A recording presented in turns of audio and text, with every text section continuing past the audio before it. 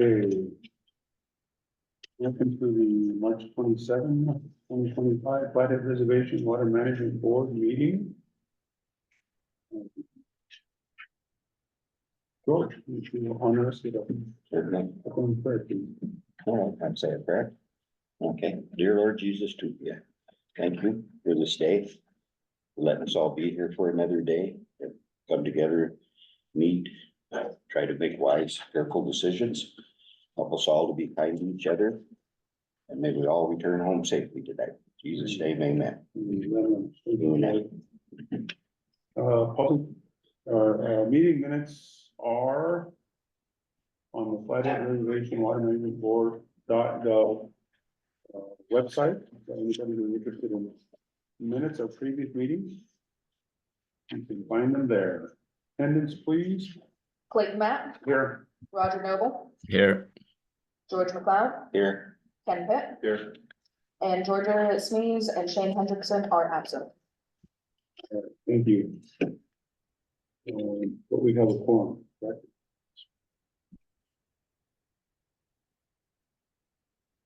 Okay.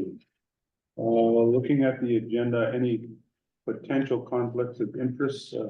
Ken? No. George? no, Roger? No.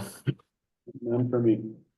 Okay, we want to adopt meeting minutes from 3/5 to 25. Please look those over.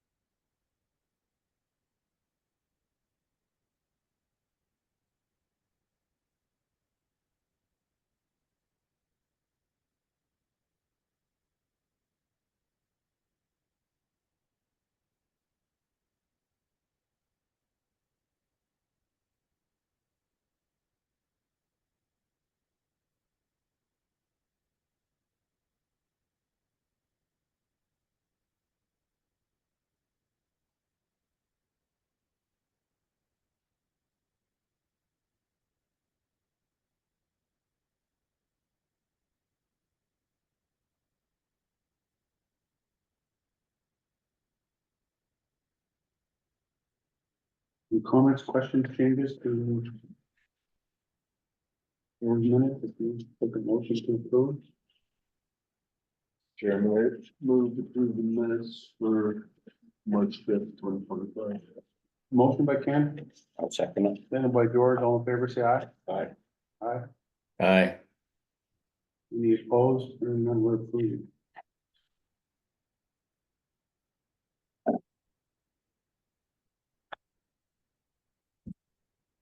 Today's agenda. Opposed, changes, comments, questions? No. Ken? No. George? No, Roger?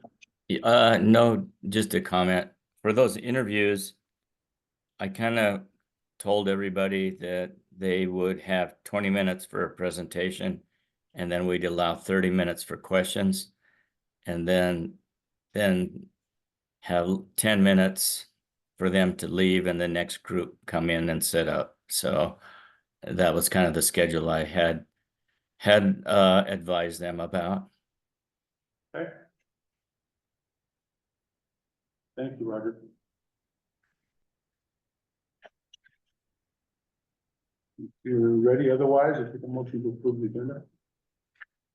Mr. Chairman, I'll make a motion to approve the agenda for March 27th. Motion by George, I'll second. second by Ken, all in favor, say aye. Aye.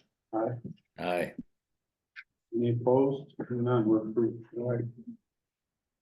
Moving on, any public comment for items not on the agenda? I don't see any physical public in the audience, any public online? No public No online. public online, so no public comment to be had. ordinance, board compensation for February of 2025. Want to look at your compensation sheet? Um,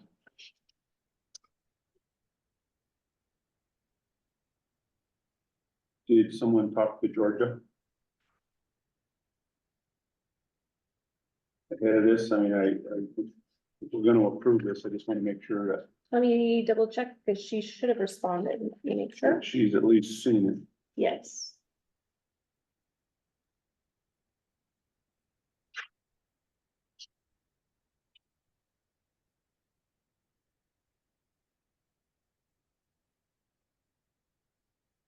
She responded that she doesn't have any committee comp,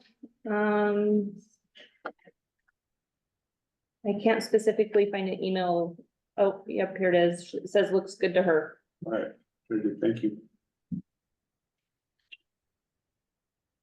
Okay.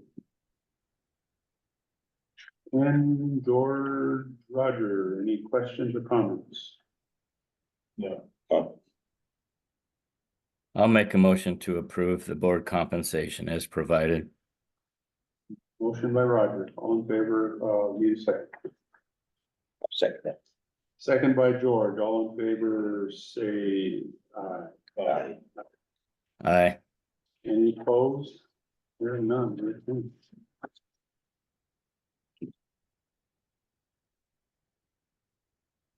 Her. Thank you.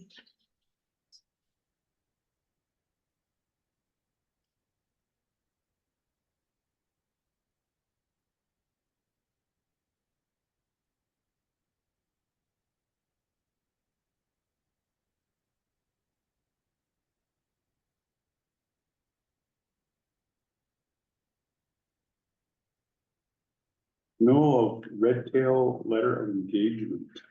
Has anything changed? Somebody So- wanna brief us on this? Yeah, definitely. So what the big change is we're going from a 3-month cycle to the end of the year. Everything's been working really good and we have some challenges ahead with a potential audit.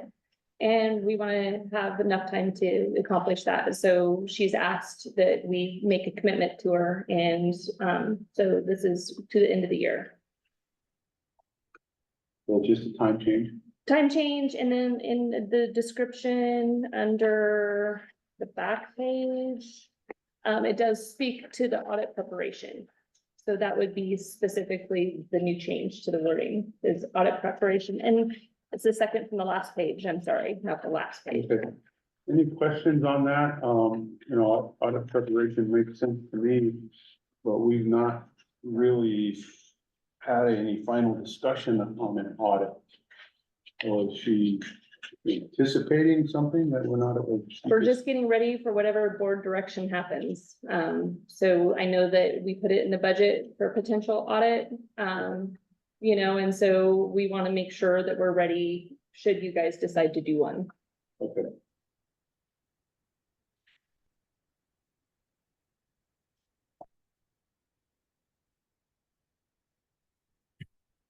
And this has been put in front of Haley. Haley has reviewed this. Mr. Chairman, Yes, uh, Alright. I guess I have a comment on the audit also. I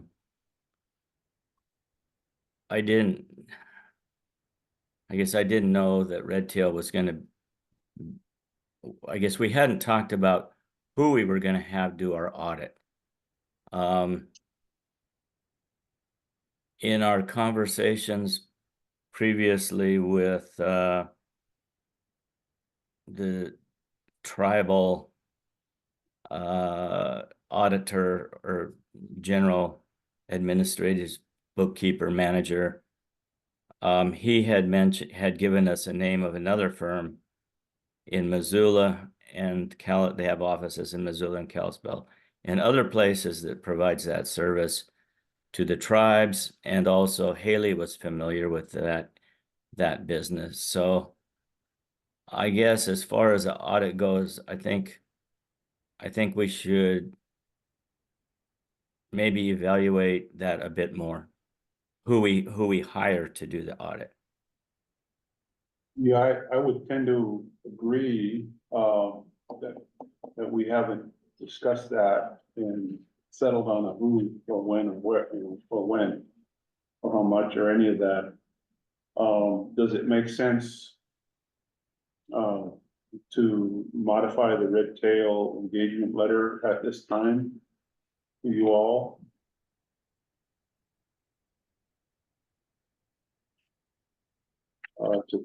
It's a preparation question is mostly, do you want to hear more about what the preparation entails? Yeah, I can't call it up in front of me now, and I didn't look at it that close. So, if it's just to extend the contract to help us continue with payroll and that portion of it, I'm okay with that. Was there a different line item in that contract for the audit? I don't think it's her doing the audit. I think it's just. Preparation, yeah. So. Oh, Understanding okay. it's not her doing the audit, it's just for the board doing the things necessary. And so, do we have that? Can we pull it up so Roger can see the language? Of The that, tail of engagement that letter, paragraph, of that section? second to last page.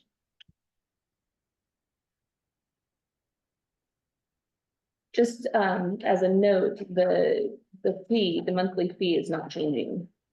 So we're just going a little bit further away from reconciliation and wanting to add language that covers the engagement of audit if necessary. So I don't think it's necessarily something that you guys have to engage her with, but we wanted to make sure you guys had the option.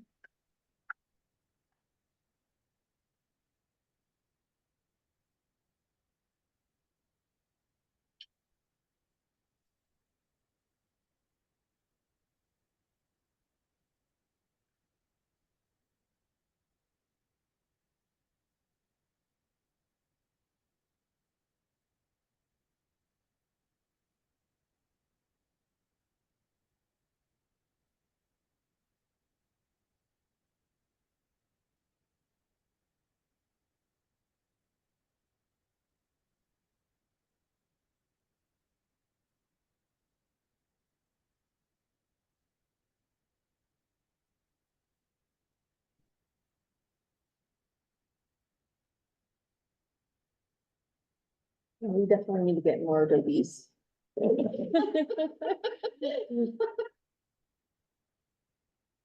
And that's on. I don't see page numbers. There's no page numbers, it's just the second one. There it is, right there. Audit preparation, just Go up down a a little little, bit. that last paragraph. There you go, right There you there. go, Roger.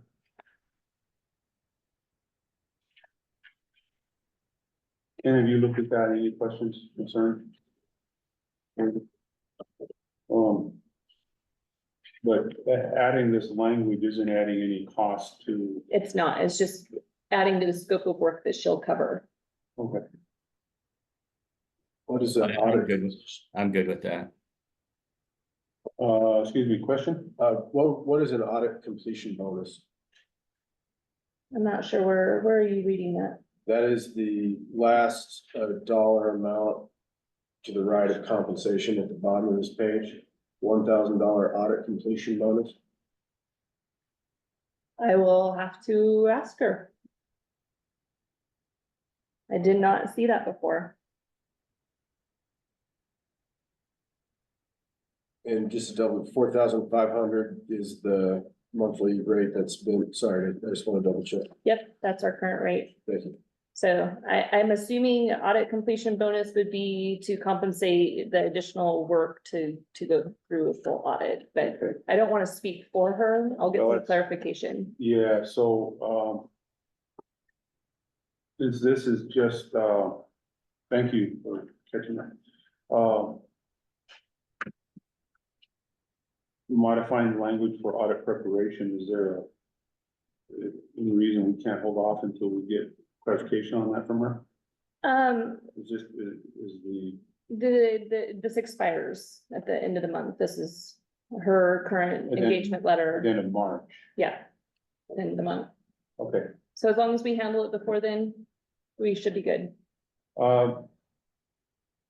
Board members, do you have questions on that $1,000 audit compensation completion bonus? If so, I'd almost, encourage us to get her on the phone. Find out what she has to say. What are your thoughts? Yes, Yes. yes, what? Get her on the phone. So we have, those, so can we get her on the phone? Texting her now to see if she's available. She had several meetings today. Okay. So we're hitting pause for just a moment here, just to see where we're at. While I'm waiting for her to respond to my text message, can I give you guys a little brief budget update?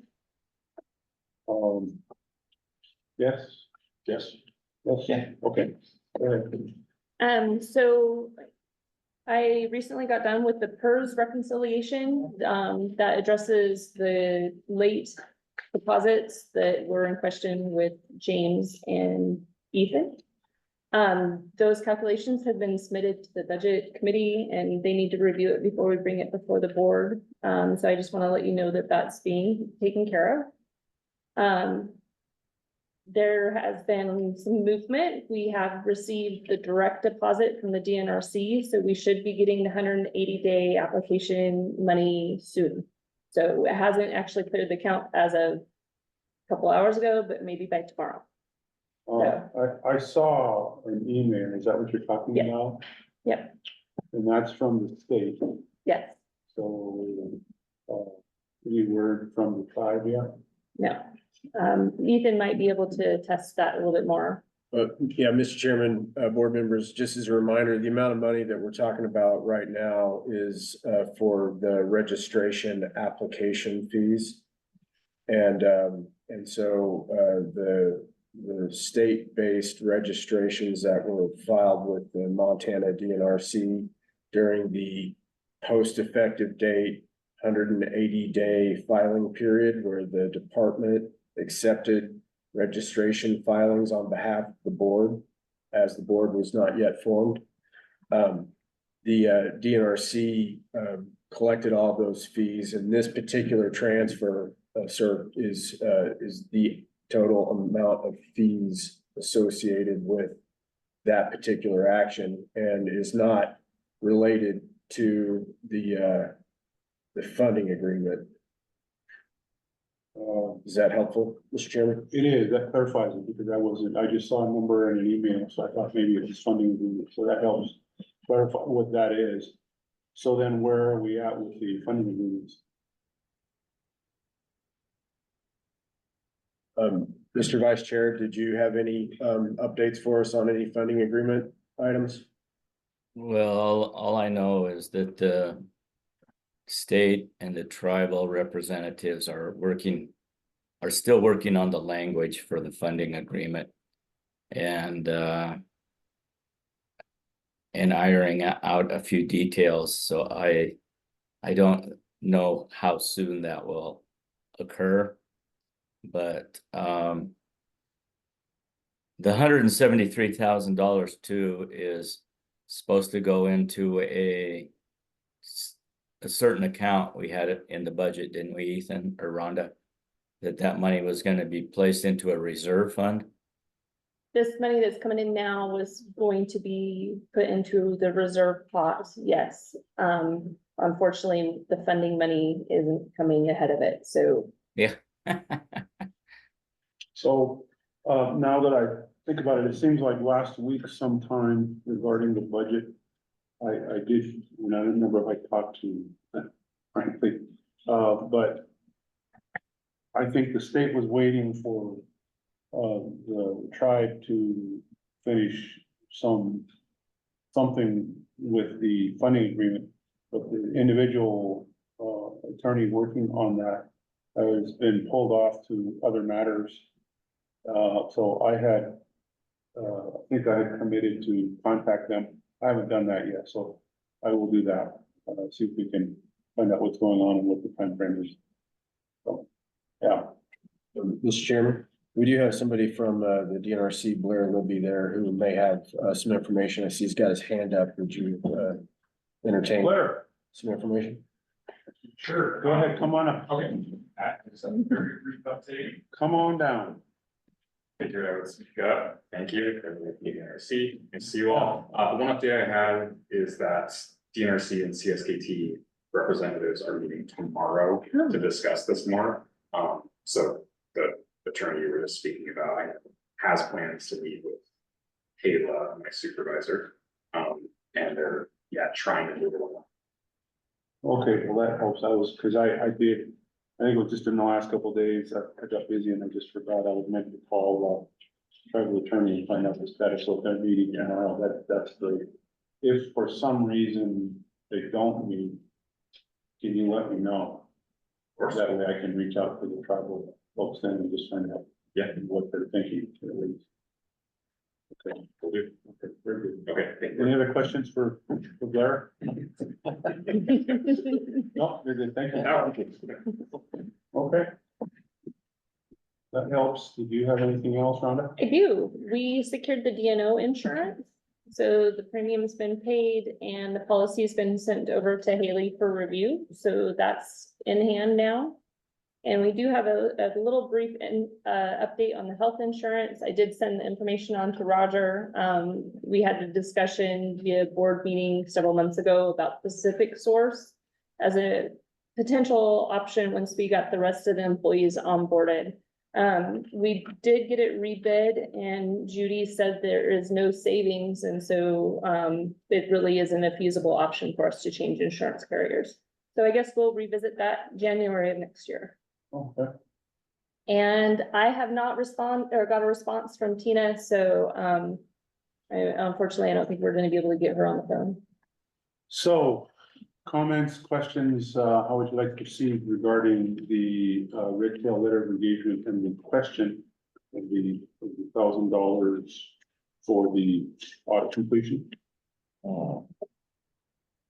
It's set up in here, and it would just need to be clarified, but I would read it as the preparation isn't gonna cost us anymore, but when and if there's an audit Yeah, and she works to help them complete that at that point, once it's completed, then we would authorize it $1,000 bonus. So that's how I read it, yes. that's how it looks like to me. Discussion? Questions? Do we want to go there? Nope, I would like to hear from them. No. Okay, well, if this expires, the agreement expires, The first of the month. so today's 27th, so it expires Monday? Just an idea, Mr. Chairman, is it possible just to put a line through that? And then sign and execute for the monthly arrangement and thinking on my feet here, Mr. Chairman, but that might be an option. And then, if for some reason that needed to get modified, it would provide a more comfortable timing arrangement, but this would allow Rhonda's work to go forward with Red Tail on the general monthly idea, but not obligate you necessarily to this thing that you wanted to hear more about. so the suggestion is we approve the agreement without that $1,000 bonus. And revisit that with her again, once we hear from her. I would suggest that we just hold off for half an hour. I think it makes sense, but I think it'd be cleaner if we just had a whole. So just put pause, just put a pin in this and pause this For an hour until or so. till later in the meeting, so maybe after the interviews Yeah. are completed. Mr. Chairman, Yes, Roger? so I was in this kind of the same frame of mind as Ethan, that we could just put a line through that for now, and then once we got more information, if we were comfortable, we could then amend the contract. Okay, maybe we can do both. We wanna wait till after the interviews? to Yeah, if we don't read- get a hold of her, yeah, I'm just giving it, Okay. and if we Okay. can't get. All right, Can't so we've get a got a hold couple of them. steps out. Okay. So we will We'll put a pin in do it. that, wait till after the interviews, take a look at this again. If we haven't heard from her, then we'll move forward with that plan to, just as we'll suggest, draw a line through 1,000. And revisit that with her later, and if we feel like we want to, adjust the, engagement letter Okay, at a later date, we can do that. all right. I don't think there's any rush anyway on that, because we haven't had the discussion about a audit anyway, so. Give us a little more time, yes, all right, very good, thank you all. Pin in it, Hey, all right, sounds good. all right, anything else, Rhonda? No, I have, that's everything unless you guys have questions for me. Any questions for, no questions for Rhonda? No. Great.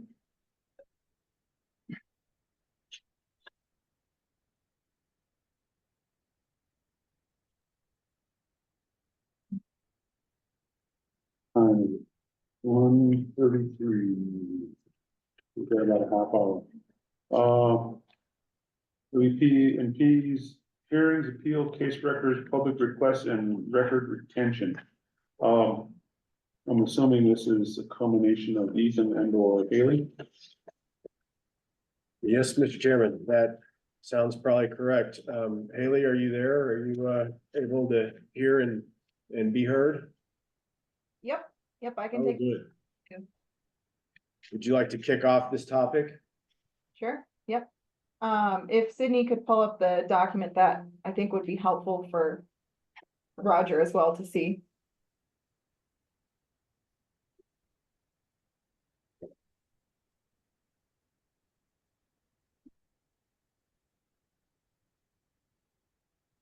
There's one page, is that correct? A couple pages in the folder. This should be a 2-page document. These two here, Mr. Chairman.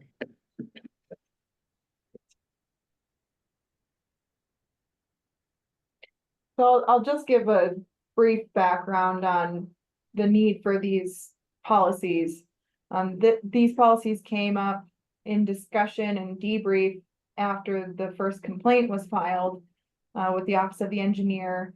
And just working through some of those more administrative things, how does the Office of the Engineer deal with requests from the public to view documents that are within a active case, which is something that most all courts deal with administratively, district court, water court, what have you. And then how is the office going to maintain those records that are involved in an active proceeding as well? So that was the genesis of these policies. I think the best way to do it, since it's a short document, is just go through each one. And then if the board has any questions, or Ken, if you catch any edits, please let me know. So the first one starts off with, oh, and just so you're aware, the organization of where these policies will go, this is an entirely new section that's going to be at the bottom of the existing WP&P documents. So it will follow the hearings before the Office of the Engineer section within the WP&Ps. So it fits in pretty nicely there. The first section deals with the creation of the Office of the Engineer docket. So board members should be familiar, as you have a docket now before you with your active appeal. This is essentially the same thing, but at the OE level. So essentially just saying what the docket should include, and that the docket can be made available to any member of the public upon written request to the contact email of the Office of the Engineer. Are there any questions on subsection 1? How does the docket get created? For right now, I was creating the document or the docket for the Office of the Engineer, but that'll be something that I will probably coordinate and hand off to Amanda, since she is getting more involved in these type of proceedings.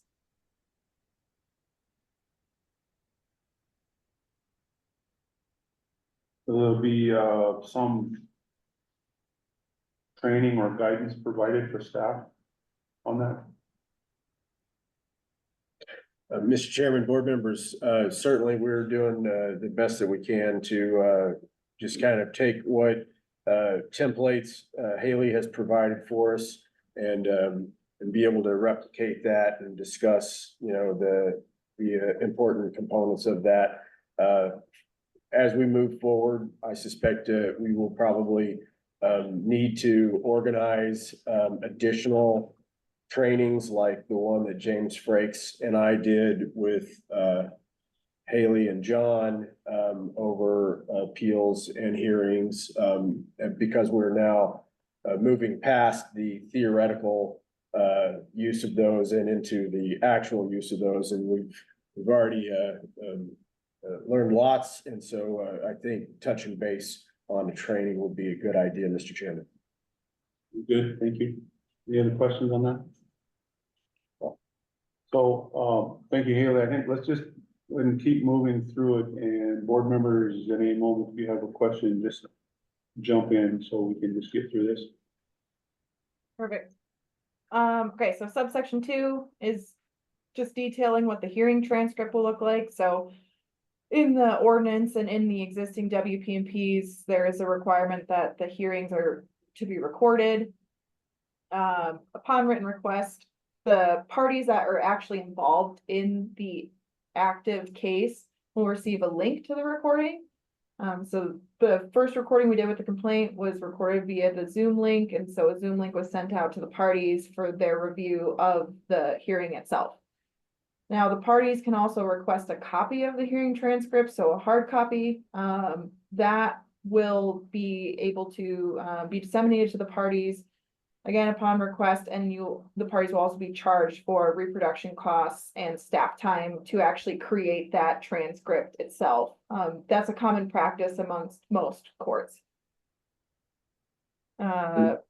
Mr. Chairman, board members, just so you're aware that creation of that transcript is probably one of the more expensive things that would occur with these types of documents, because it requires hourly staff time to make and double check the quality of the transcript. Okay, 3 just details the maintenance of the record itself. So essentially just coming up with a secure electronic location and then also a hard copy format of each of the active cases and closed cases before the Office of the Engineer. And then just a responsibility to update the record contemporaneously and the docket as well. That's 3.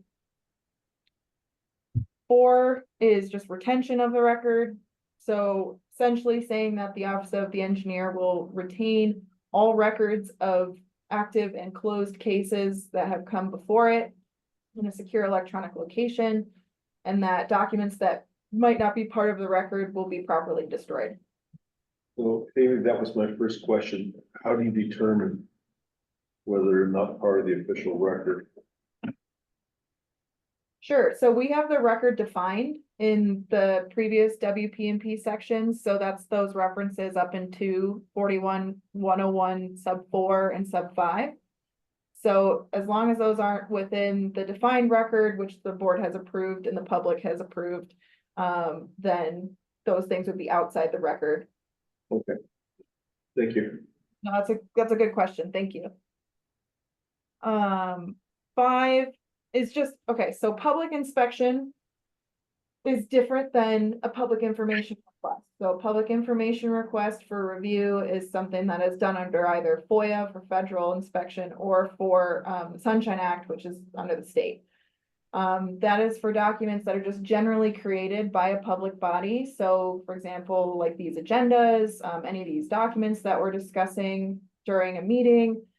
But there's a little bit of a difference when there are documents that are involved in ongoing active litigation or an appeal before the board.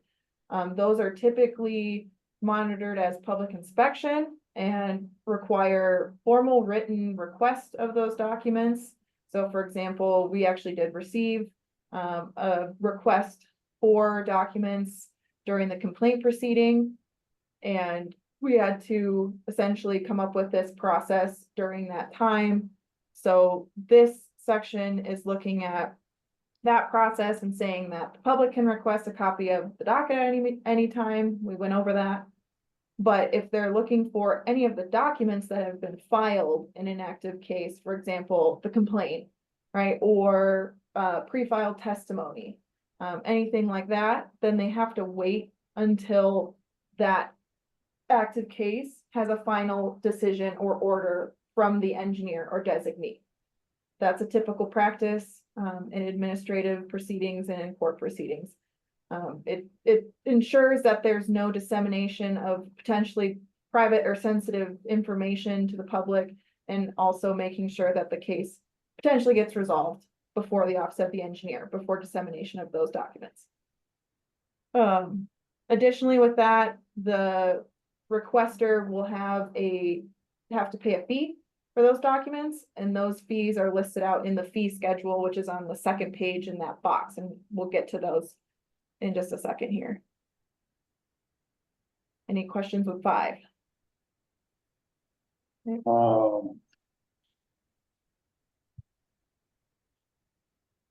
So there's a difference between a public inspection and a written request. So the public inspection request must be a written request.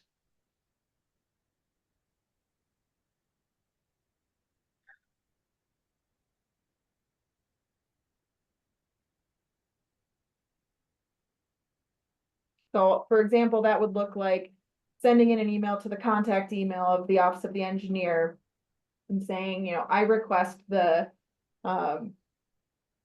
complaint, the pre-filed testimony, the final decision of the engineer from this. I was just getting confused, probably thinking public inspection meant something to the effect that they could ask to inspect the records, but would have to do it in the office. All of this, though, contemplates that a copy would be made Correct, yes, for a fee. for a fee, okay. So if someone wants to look at the records in office, is that an option here?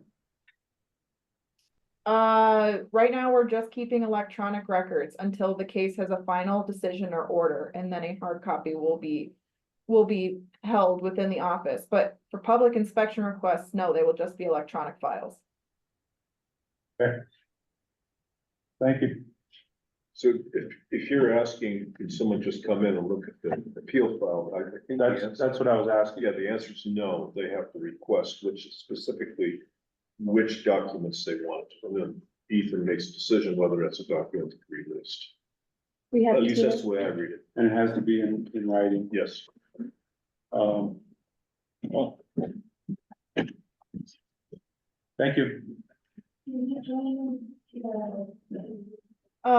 So 6 is stating that the office will maintain an index of all final orders and decisions on the website. So on one of the tabs on the website, if you guys have looked at the website and seen that tab that says applications, and then it has the list of applications that are currently before the office, has the party's name, and then whether it's pending, granted, denied. It will look something similar to that. So it'll just be a page that has the final decision listed there with the party's name. And Ethan and I have talked about potentially working into a downloadable link, so the members of the public could just click on the final decision or order link, and they'd be able to download it from the website. That's a common practice of something like the water court does that when they issue final orders. You can go to their page and just download that one order. So that's what 6 is getting at. And doing that electronically would also avoid a fee. For the final decisions and orders, yes. I think that's something that in talking this out was valuable to keep the processes open to the public for review. But any documents that are within the record, like pre-filed testimony or like the hearing transcript itself, any other documents that are within that record would have to be specifically requested. But we thought that the final orders and decisions should be available to the public, on the website. Okay, And Mr. Chairman, board members, if you, thank you. If you do move forward with this, you'll see at some point, a website modification request from me to accommodate that, just so you're aware. So okay, Okay.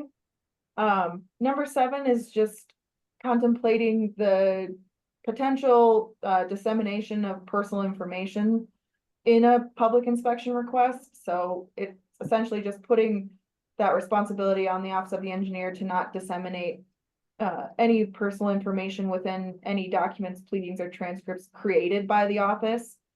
So that is in line with what the resolution that the board created does as well.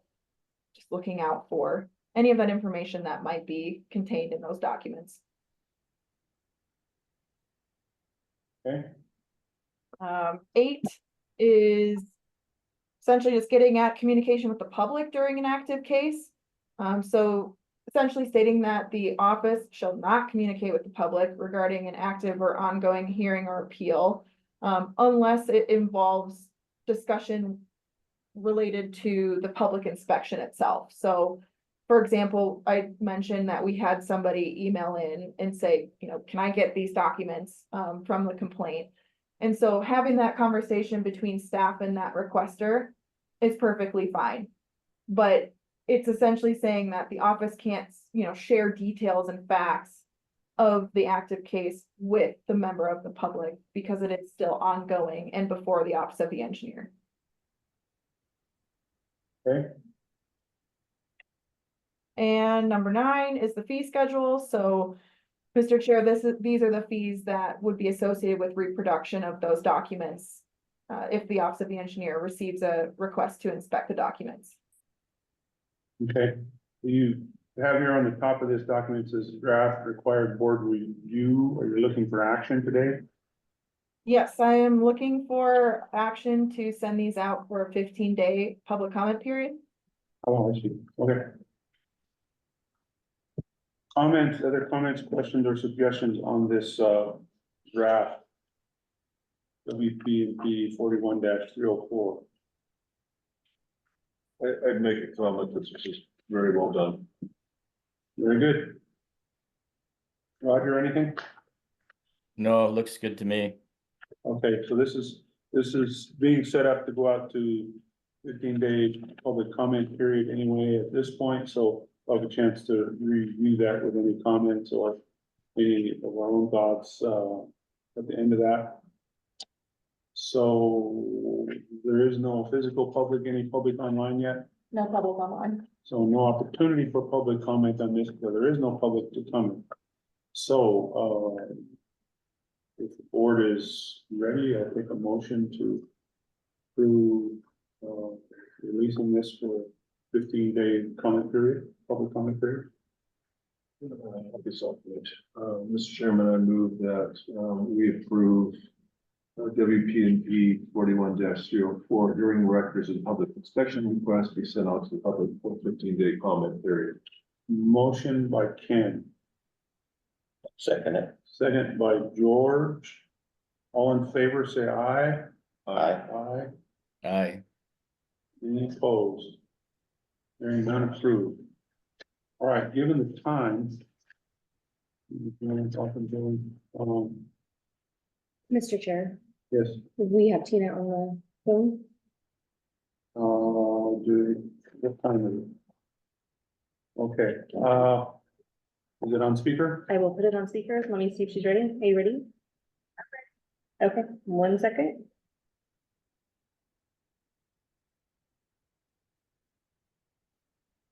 Hold on 1 second. All right, Tina, you're on speaker now. All right, can everybody hear me? Hi, Tina, Yeah. this is Clayton. Hi, Clayton. Ken and George here in person. Roger is linked in online. I think a couple of the members just wanted clarification on the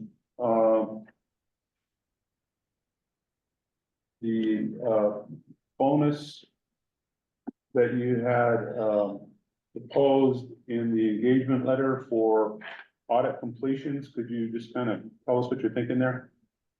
Yeah, so anytime, my prior contract did not include audit work. And so this, basically allows me to account for my time when I'm doing the audit, working with the auditors. And so it's additional work. Basically what I do is I serve as a liaison, and then I upload all of the documents to their secure site. And then I work with the auditors to kind of like if they have questions on any transactions.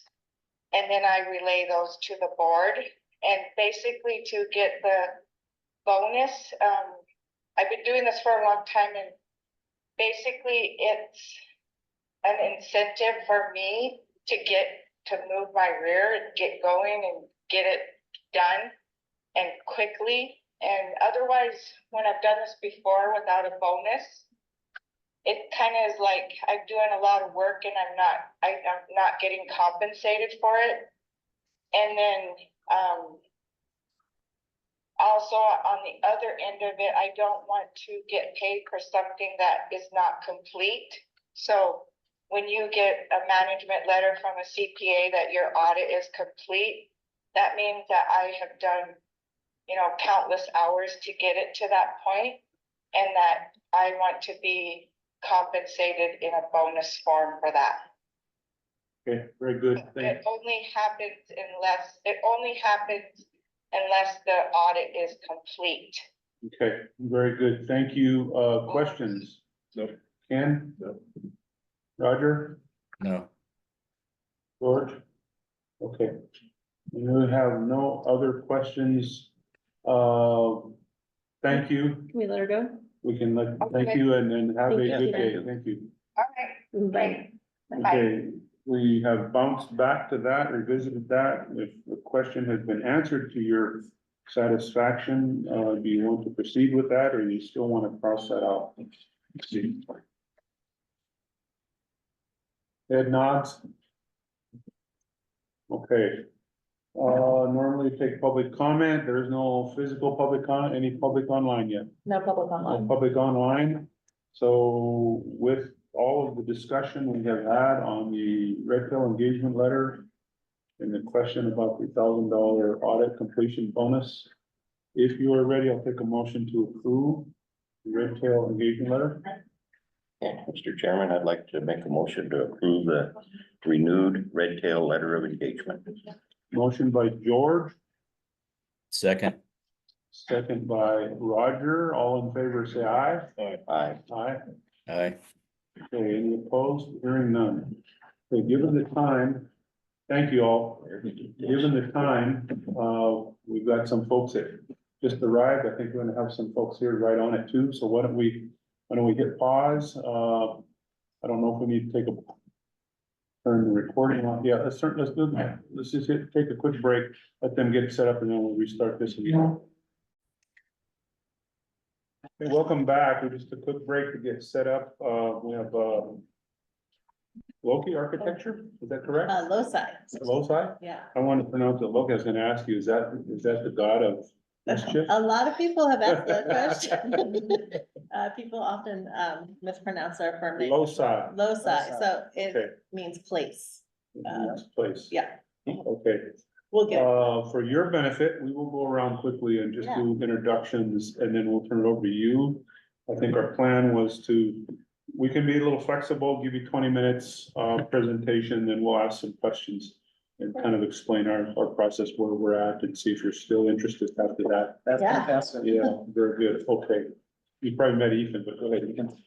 Ethan Mace, I'm the water engineer. Okay, Rhonda Botten, Finance Director.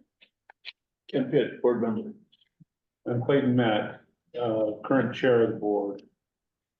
George McLeod, board member. And online, we have a board member. Roger Noble, I spoke and emailed with both Sarah and Luke already. And I would say our right hand, but my left hand. Sydney Palmer, Water Resource Specialist. And let's see, we've got some staff back here. Tyrell Fenner, Water Resource Specialist. Amanda Barron's Water Resource Specialist. Blair will be in the DNRC. And do we have somebody hiding? Chrissy. Okay. We're missing anybody, we have a couple board members who are not present today. Okay. But you'll get a chance to meet them, as we get through this process, so. Everything's being recorded for the record, for our minutes, so please go ahead and, make sure when you start, give us your names and, official titles and, company business and all that, and then take it away, it's all yours. And if Fantastic. you need something, just follow. So fantastic. My name is Luke Jackson. I'm with LoSci Architecture and Design. Sarah Harris is the other partner in LoSci as well. It's funny, the conversation that we were having just a second ago about how to pronounce the name of our company. It's wrong all the time. We don't care. People say all kinds of versions of LoSci, and it all works for us. Just a little bit about myself. I grew up in the Missoula Valley and lived there until the end of high school. And when I left the state of Montana for about 10 years, I went to undergraduate school in St. Louis, graduate school, University of Oregon. And then I spent some time living and working in New York City and also over in Italy. I was over in Italy until I ran out of money and came back to Montana. And since then, married someone I went to high school with, and raising a family down in Missoula. And I'm Sarah Ayers, and not too different than Luke's story. I also grew up in Missoula, grew up in this region, and left to go to undergrad and graduate school. So I went to Portland State University for my undergraduate in architecture and University of Washington for my graduate degree. I always say I got stuck in Seattle. Not a bad place to get stuck, but I did end up working in Seattle for about 15 years before I moved back to Missoula with my twin boys, to be closer to family. And that's where I kind of, I guess, reconnected. We had some shared histories before, but reconnected with Luke. We were working at the same firm when we kind of reconnected and found a lot of shared values and the way we approach design, and so the opportunity arose to jump and do our own thing, and we decided to take that risk and do that. And that's when we formed LoSci Architecture and Design. Kind of the root of what inspires us in architecture is designing for place. That's where we got the root name for our firm, which is LoSci, which means kind of that Latin root is place. And we like to integrate into our design process inspiration from both the surroundings, the planet, the environment, sun angles, and all of those things, but also the people and heritage of which kind of informs our design. So our buildings hopefully feel like they belong where they are, and not just like iconic things kind of smashed into a foreign environment. The other pieces that really inspire us is a commitment to designing with community in a collaborative way, bringing all voices in and letting the best voices, like the best voices or best ideas rise to the top. So it doesn't matter where that comes from. And being able to listen to everyone to inspire a good design. And then we also know it takes a lot to make a successful project. That's something that we've seen over the years, and we like to really create that collaborative environment, both with our clients, but also with our design team. That's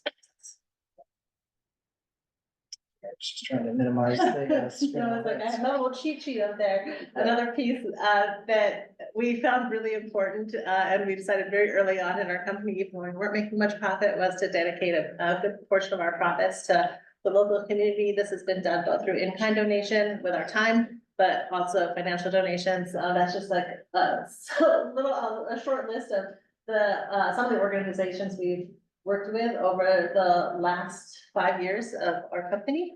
And we continue and will continue to pursue that as part of our firm. So a little more, sorry.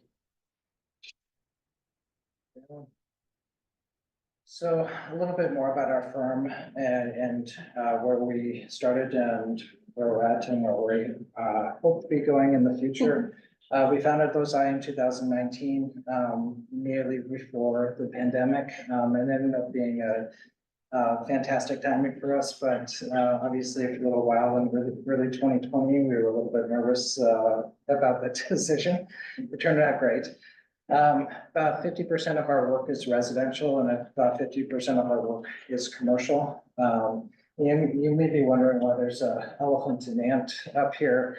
Is because our commercial work is really of all scales. Our smallest commercial project was 23 square feet, largest is 235,000 square feet. That also equates to project costs. Least expensive commercial project that we've worked on was right around $8,000, and $15 million is probably our largest commercial project. The smallest commercial project actually was just featured on that previous slide. It was a build for the Families First Learning Center, and it's a little installation for children's play area in the Missoula Public Library. It's on the second floor if you're ever in the library. So our vision for where we're going in the future is that we want to continue working with good people on good projects. It doesn't matter what type of project we work on, we always gravitate to and really want to select and work on projects that are with good people. We are an intentionally small firm and we are selective with the projects that we work on, and that's the basis of every good project for us. The things that excite us specifically about your project are the scope of it, and then the type of spaces and the kind of mixed use component that's outlined in the RFP. We also love working with organizations with where you're at right now, trying to figure out, we have a need, we don't necessarily know how to get there. And we love working with organizations from the beginning to try to define your goals, your vision, and ultimately bring them to reality.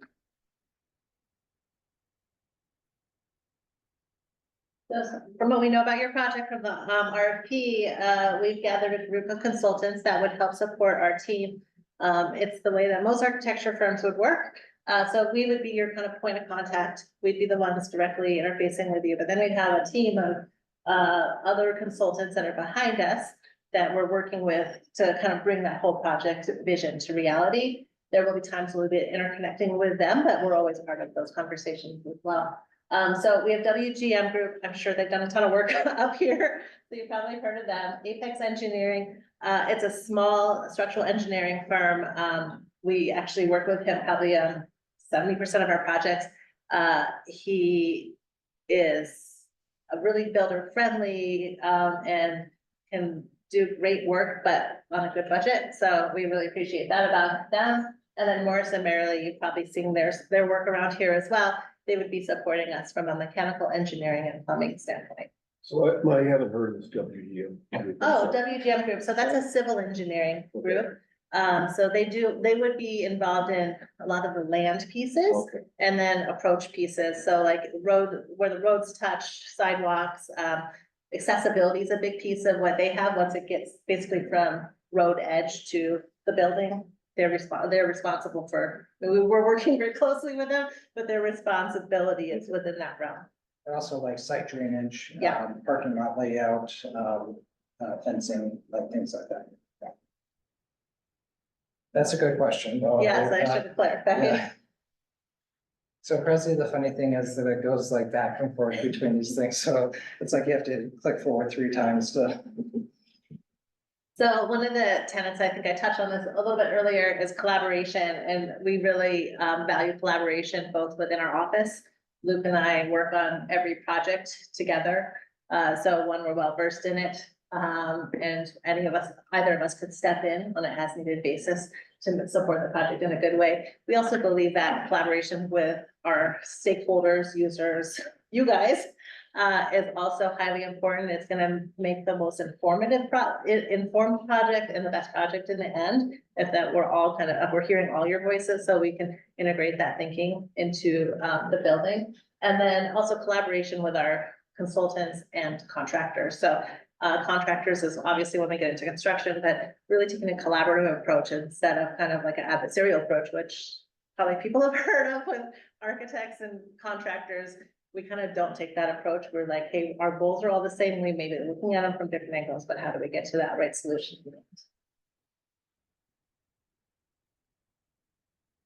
So I'm going to touch a little bit on process, and then Luke is going to dive in a little bit more. I don't know how involved, if any of you have been involved in kind of a larger building project, but our role as architects is from today, early concept development, like getting information, gathering what your needs are, what kind of process you guys want to take, all the way to completion, all the way into you guys being in the building. We're involved in every step of that, between A and B, I guess is what we would say. And Luke's gonna dive in a bit onto kind of what those steps are, but I think the key takeaway is our role as architects is to be your advocate during that whole process.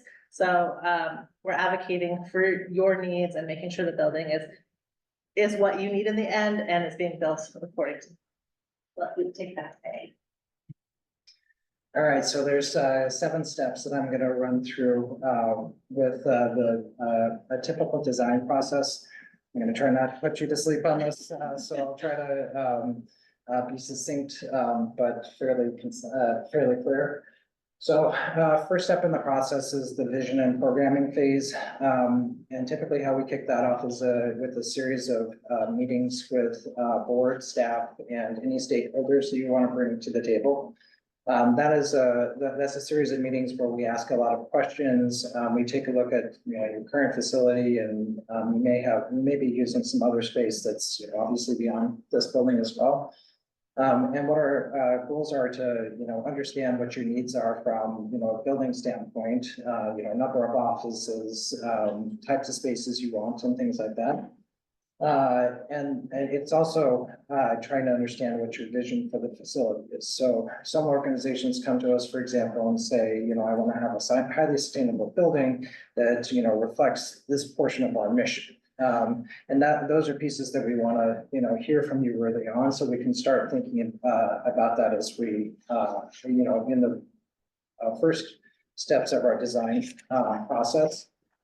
The typical outcomes from this phase on the left side is a text document, not expecting you to be able to read any of it, but what that document is it's outlining the synopsis of the vision. It's talking about general idea of schedule, who to bring to the table, who the board has identified that they want to bring to the table, and it's giving us some backbone information for that building program piece. The building program piece is right in the middle.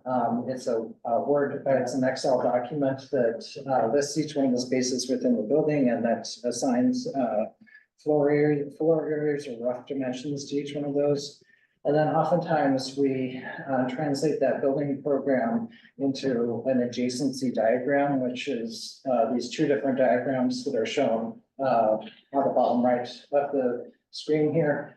And we color code those to match the building program. So for example, those little blue boxes that are kind of in the middle bottom of each one of those images, that's the lobby and entry area, and that corresponds to that top little line that's within the program area there. Most of the images that I'm going to be showing on these slides as we go through these different phases is for the Partners Hope Foundation, the new hospice house that was recently completed in Missoula. Followed a very similar process, and that's why you'll see a lot of this project as we go through this. So at the end of that preliminary phase there, we'll meet with you, we will get your feedback, and we'll incorporate those changes as we move into our schematic design process. In that phase, we are starting to input all that information into our modeling software. It's called Revit. It's a 3D modeling software. It's a building information modeling. So as we're building the project from day one, we're starting to put in wall assemblies, and we're starting to put in floor and roof assemblies and things like that. Windows, obviously. So the outcome of our schematic design phase are kind of these three components that are shown on the screen here. On the left side is a preliminary site plan, showing, you know, access to the site, parking areas, and then kind of how the building, you know, is enclosing a courtyard space, there kind of on the back of the building. This was for the hospice project. They didn't have a site, identified at this point, so it was just a blank slate that we were designing, on. And then in the middle there, that's the floor plan that relates to the project. And then on the right side is one of the images that we had pulled together at this phase, a rendering showing what the facility could look like. Ultimately, this project changed a great deal from this preliminary phase to what is built today. But this, you know, these deliverables here were enough. We also generated a cost estimate, you know, an estimated construction cost at this point. That was enough information that they could start engaging folks to figure out what their fundraising capacity was, figure out if there was enough support in the community to do this, and figure out, you know, next steps from their side. I will say that there were probably 2 or 3 other images, renderings that we provided them at this phase as well, to help with that portion of the project, the fundraising portion. So from there, we go into site analysis and pulled up actually 2 different projects on this because the hospice house was a little bit different here. On the right side, this was for the Montana Food Bank Network. It's actually under construction in Missoula right now. We analyzed 4 sites for them, and what we were looking at for sites was their, their size, zoning requirements, and then sales price. And we were also looking at some of the sites that they were looking at were located towards the west end of Missoula. And there's traditionally really bad clay soils kind of out by the Y. And so we were able to, put some cost factors associated with site development for those parcels. Some of them didn't have any utilities to them. So what we were able to do was to develop an order of magnitude of cost differential between these different parcels. Ultimately, they ended up selecting, I think, the option C that's in there. And as I said, it's under construction. Once we know the specific site that we're looking at, we dive in and do a deeper site analysis, which is similar to what we're showing on the left side here. This was for a residential project, not a commercial project, but one that we recently completed. So in this diagram, those big black arrows are pointing to different peaks that are around the valley. So University Mountain, Stewart Peak, Global Peak, the big peaks like around Missoula. And then the kind of fuzzy circular pieces that are in different colors are kind of highlighting the different views that are on the site. We would imagine doing that for whatever site you guys find when the time is appropriate. So after schematic design, we move into our construction document phase. And in the construction document phase, that's when we start getting a lot of information from our consultants to incorporate into the drawing set. At the end of our design development phase, we'll have a complete drawing set of architectural, civil, plumbing, electrical, and mechanical drawings. There'll be an in-progress set, but it will be a full set of drawings. We will also have a draft of the specifications for the project as well. And then the other component that we hit really heavily during the design development phase is we started trying to work on materials and finishes and more kind of what the interior space is going to look like from the building. So on the left side here is we did a series of these for the hospice house. The patient room is for the most important space in the facility, in all honesty. So this was one of the ones that we did first, but you can see that on the top left side, we're starting to suggest, what is this wood slat material that we're showing on the ceiling? On the bottom right was the flooring finish that we were proposing in the space in the patient rooms. And then on that project, we are also contracted to help with furniture selections, and so we were starting to pull that thinking into this phase of the project as well. I would say that it's less common for us to do to help with furniture selections, but we can and do that. It was very important in this facility for a lot of different reasons, but we would work through if it made sense with you. The other piece, I'm not gonna dive in too much right now, right now is contractor selection. So there's a lot of different ways to procure a general contractor for a project. And in some procurement methods, you wanna bring the general contractor in during the design phases. So if that was the contractor selection method that you wanted to follow, this design development documents is enough information that we can give to a general contractor, and they can start doing a good round of pricing based on the information that's in the documents. Usually it's, we say that it's like, you know, plus or minus 15% of like what the price will be based on the final construction documents. But it gives us a chance, if that's the selection process that you want to use, this is a good time to engage them and start getting some pricing from them as well. Other general contractor selection methods rely on 100% complete construction documents, and you're bidding it based on final documents instead of getting that pricing from a general contractor during those design phases of the project. And knowing that you're just based on the way that the RFP was written, understand that you're going to be going after funding possibly through the legislature and through the tribes. They may have different requirements for how the general contractor is selected as well. And so that's why we just need to, you know, if we're selected to work with you, we would just, you know, start the conversation and figure out what makes sense based on your requirements. That'll be a part of our conversation as we can explain that process a little more. We'll be the ones actually making those decisions. We're getting funding from them. Okay. But the decisions about what we're doing is coming from right here. Okay, that's That's good great. Okay, that's awesome. That makes it easier. Yeah. You take what time you need, but just curious how much more time you need. We can speed through it. We can spin through it pretty quick. Yes, probably less than 10 minutes, if that's Yep. okay. Okay. So construction documents are the last phase of our drawing development.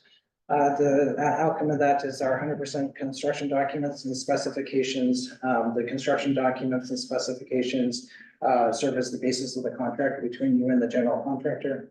And then it also goes into the city or county for permitting, depending on where it's located. Speaking of bidding and permitting, the next phase is that bidding, permitting and procurement phase. During that time, we are answering all the questions that come from the general contractors during bidding. Typically, a lot of that has to do with substitution requests. But our goal is to bring all that information in, respond to those questions in a clear way, and then send it out to all the bidders so that everyone has the same information to bid from. And then outcome of that is approved permit and cost estimate, bid number from a general contractor. And then during construction, we follow the project all the way through with regular meetings on site. We're reviewing pay applications to make sure that the work in place is reflective of the amount that you're being billed.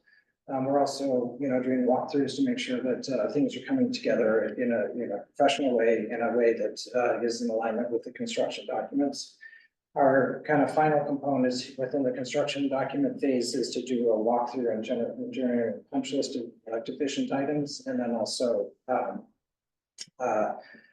determine substantial completion is what we call it, and that is when the building is complete enough that you can occupy it for your intended purpose.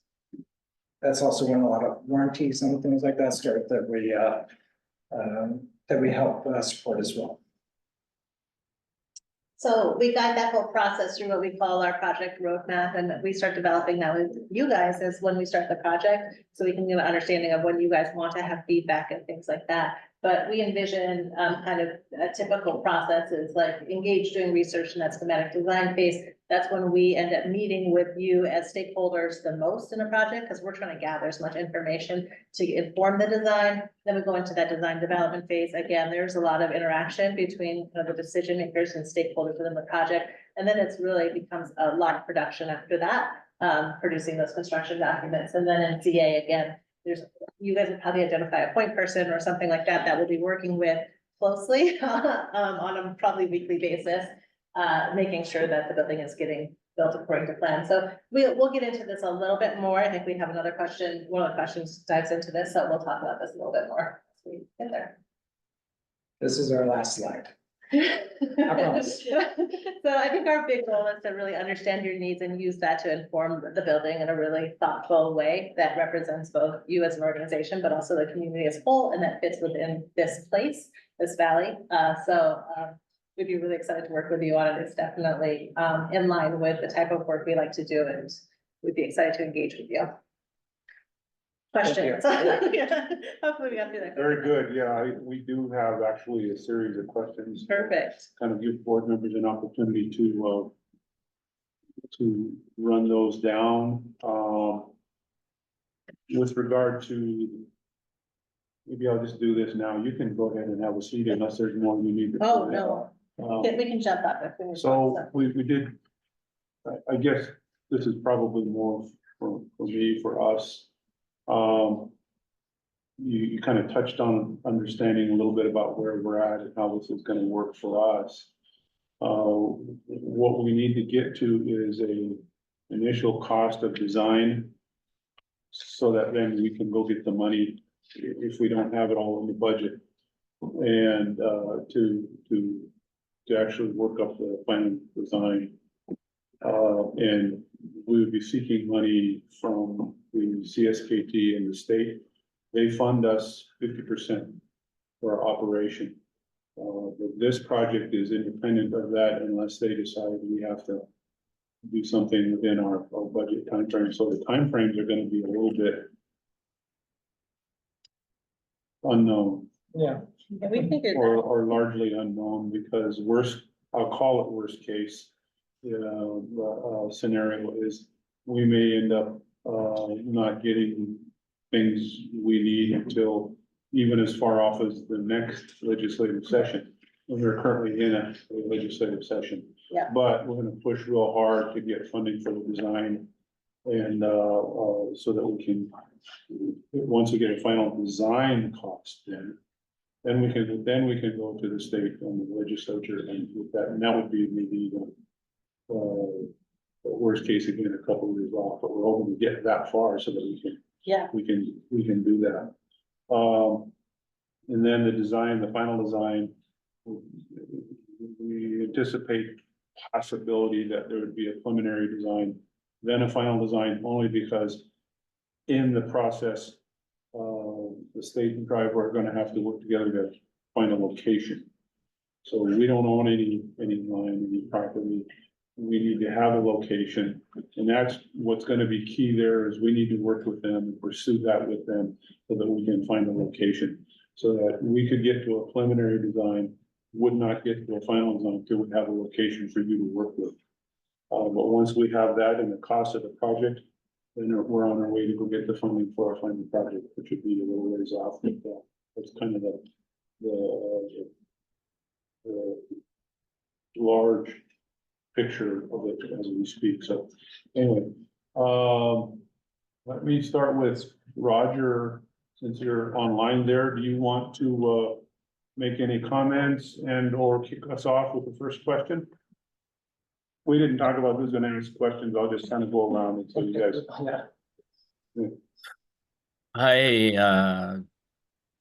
I don't have the questions handy, so I'm gonna I have very limited capacity here, so I'll let you guys ask the questions, and I'll just listen in, and if I have additional questions, I'll raise my hand. If you have something, just holler, Roger. Okay, Ken, you wanna Sure. You describe the type of previous experience your team has had with similar successful projects. Absolutely. And by the way, thank you for sending out the questions ahead of time.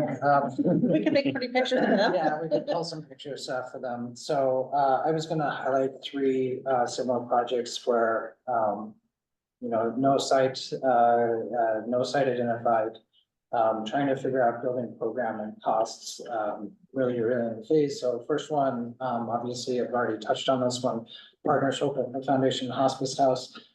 This was completed last year. It's about a 15,000 square foot building, and construction costs was 8.6 million at the end of the day. Very different facility than what you guys have outlined in your RFP. But in all honesty, we've never worked on the same project twice, so it's unusual for us to say, hey, like, we have worked on your exact facility before. We're not worried about, obviously, the type of project that you're doing in terms of figuring out what works for you and making it work very well for you. But this is a project, as I said earlier, we helped with the vision. They actually got a chunk of land donated to them, so we were able to just analyze the land and make sure that it worked for them before they accepted the donation. But very similar process.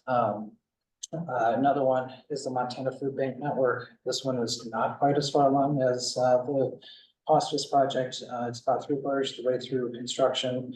In case you don't know what Montana Food Bank Network is, it's a statewide organization based in Missoula that distributes food to over 200 partner agencies throughout the state of Montana. This one is, as I said, about 3/4 the way complete with construction. This is 57,000 square feet. This facility has about 15,000 square feet of cooler and refrigerator, cooler and freezer space in it, and a walk-in cooler and freezer space in it. It's a very unusual facility that really there are none other like this in the state. And construction contract amount is $13.5 million. We're expecting that we're gonna come in under budget by around $100,000 when all is said and done. There's some kind of moving parts and pieces that are still coming together on it, but very confident that we're gonna come in under budget on that.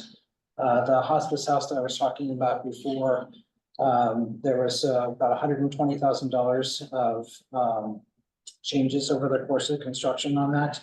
And the biggest single change order was that they brought the operating partner in, or the operating partner that started getting engaged in the project while the building was under construction. And so there was a change order to move some walls around and change some things to align with how they wanted to operate within the facility. They're not code requirements and they're not licensing requirements or anything like that, but it was how they wanted to operate out of the facility more than anything. And then the third project is the Missoula Curling Club. So Missoula Curling Club is they do curling in Missoula, obviously. The event space from the ice rink out of the fairgrounds, fairgrounds in Missoula. And we are at the phase right now where they're trying to figure out, do they have fundraising capacity for this project, and do they have a dedicated enough board that they want to pull this forward? So we did the visioning and programming and cost estimate and building program for the project. What is shown in these images is about an 18,000 square foot facility, and with an estimated construction budget of $8.5 million. Since we completed that portion of it, they've said, hey, you know what, I think the minimum for us to get by would be 2 sheets, and to cut out some of these, wanted but not necessary program spaces, how much do you think that would cost? And so that's kind of where we're at right now, is they're trying to figure out, can we pull this off, from a fundraising standpoint for them, because it's all private funds that would go to that facility. Very good. Yeah, George. Yeah, the second question, how do you collaborate with the different firms, compromising your team? So I touched on that a little bit, but on your project, as I said, we anticipate having our civil, structural, mechanical, electrical and plumbing. More similarly is our mechanical, electrical, plumbing, they're all in-house together, so that makes our collaboration really much easier with them, because they're all working off the same computer modeling. So a couple of different things, so obviously, we're gonna be communicating with you guys very closely. We'll be bringing them in when needed to those conversations, and then Luke touched on how we develop projects in a BIM modeling software. So BIM modeling is that building information modeling. And all of our consultants also work in that. So we're actually collaboratively working within the background on the same building model in our computers. So we can definitely collaborate and coordinate and make sure that we're making a thoughtful, well coordinated building in the end. Oh, and I apologize, I said compromising. No. Bad thing there, that's just me. Hopefully we didn't compromise the answer. Yeah. Thank you. That was a test to see if you understand us. Compromise your team, but we will collaborate with them. Try to stay honest. Yes, we want to make sure we're all. Thank you. The next question, so given you've anything you've already touched on, you can just sort of review again more Okay, quickly. yeah. But given the nature of the uncertainty of our timing and uncertainty of our funding and the process I outlined, at least at this point, the question that the team came up with is what level of commitment can you give to the project? At least so far, does it sound like something you're willing to commit to? So, I think Luke touched on this a little bit, but we actually really love the development with an organization. Like you guys are kind of figuring out your organization, it sounds like as well. And we actually really appreciate doing our building along with that, because I think that we can react and really capture that vision really well with our building. From a commitment standpoint, we really, we are selective in the projects that we take on. So it allows us to fully commit to projects when we do accept them. That was one of our goals when we started, is that we wanted to work on things that we want to work on. It fills us as people and as designers, but it also lets us make the best project for our clients. So fully committed and understand. I think there's a few projects. Oh, MFBN is a really great example. That project, obviously, it'll be done this summer. We're almost done this summer. We're waiting on some electrical gear, but we started that 5 years ago. And so, well, actually 10 years ago, yeah, because we were actually doing some site analysis and some big pieces even prior to us starting our firm. And so I think that just shows that level of commitment. Like once we kind of buy into a project and those goals and vision, we're like in it with you. Very good, thank you. Okay. Oh, that's right, Roger. This is a Roger question. I'll spit it out though. Okay. Typical project milestones include progress reports of 10, 50, and 90% design checkpoints. What are the components of these types of milestones? Yeah, so, well. Did I get that right, Roger? You're good. I think you did good.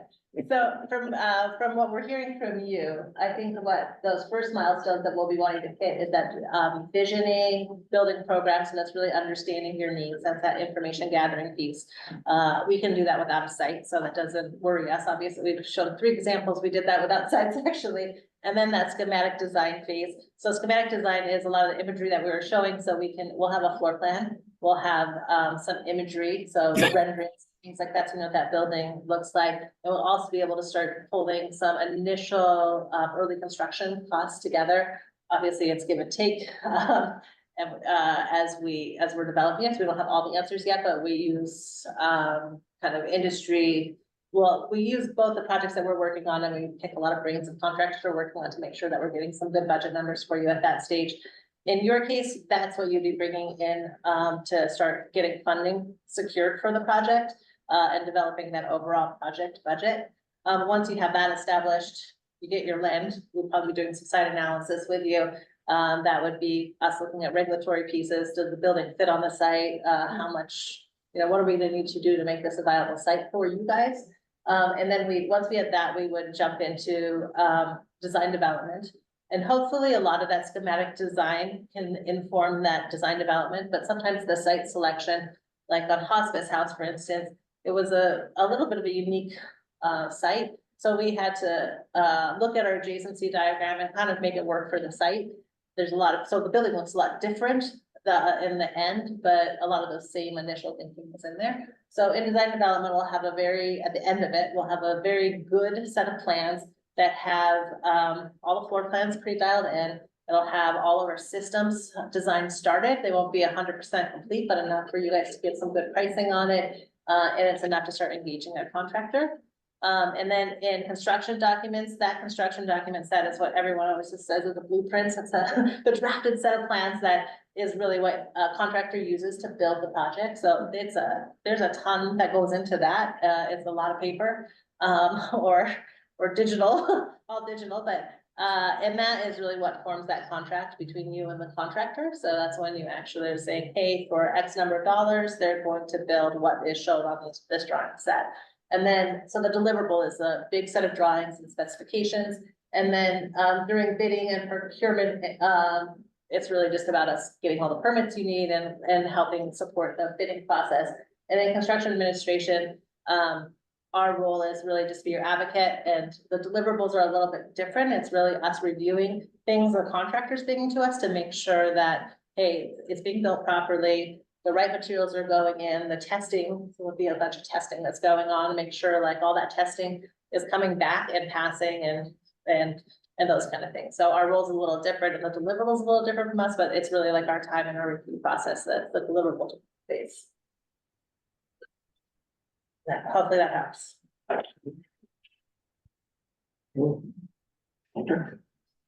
Okay, I'm gonna read it first here, so I make sure I get it right. How flexible is your team relevant to project changes? Yeah, I mean, I'd like to say that I hate changes, but in all honesty, you know, a design process is iterative and it is just a constant litany of changes throughout the entire design process.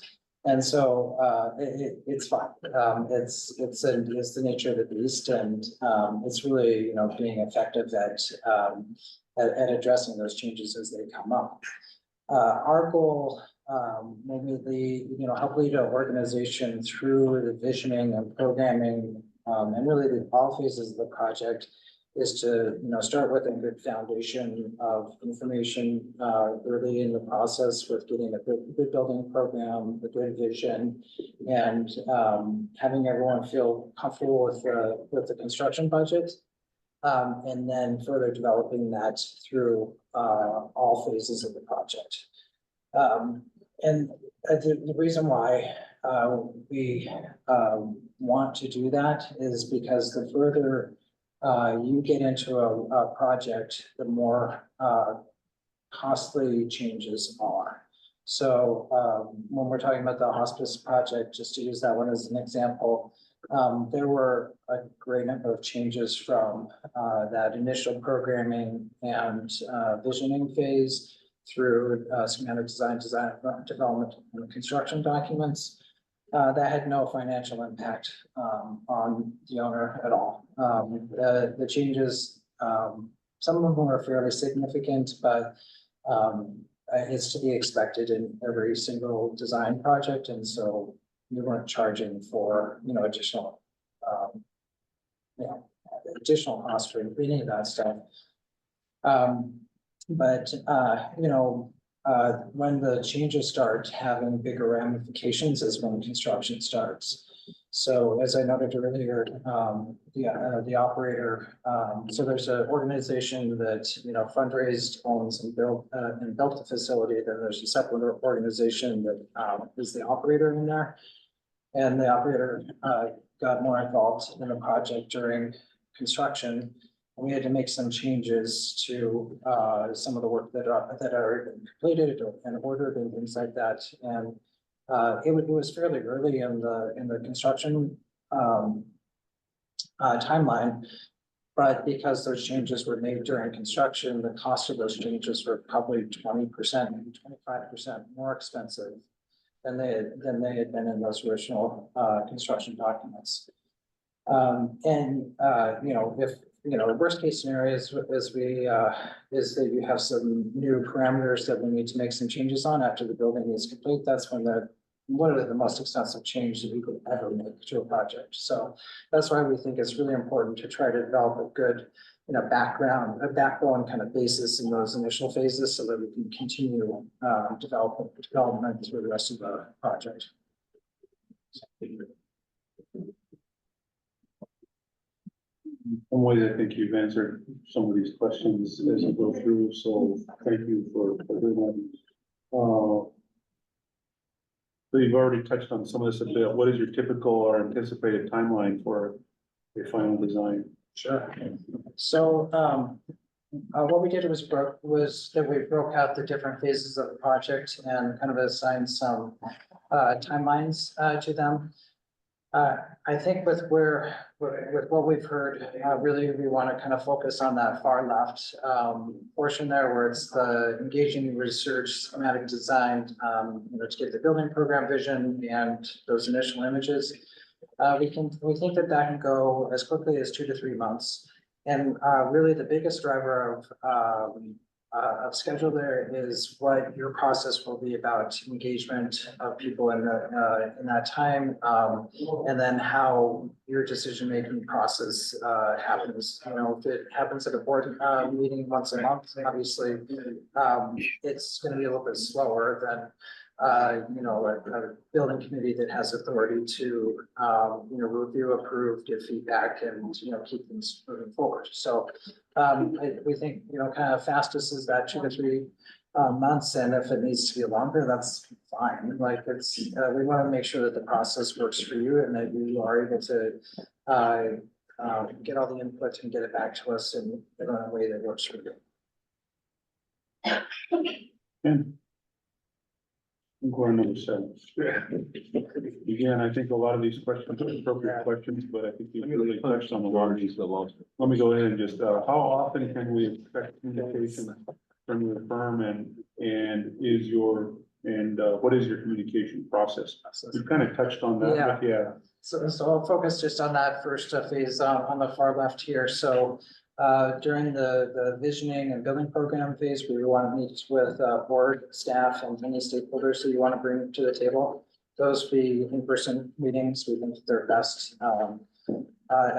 at the point. Actually, in these early phases, really all the meetings are best, I think, in person, just because it's easier to, you know, when you're looking at a building plan together and it's like, why is this thing over here instead of over there? It's easier to look at things, you know, at the same time. So there would be you know, one meeting or a series of meetings for that. When we synthesize that, typically what we do is because it's usually written primarily for the vision and the building program, typically what we do is we email that out and send it to you to get feedback back on it. But then once we start developing the schematic design floor plan and those renderings, we like meeting in person for that, so that we can, as I just said, look at the same piece of paper together and say, you know, I hate that green that you used there. Why did you use that? Or, you know, or whatever. So, yeah.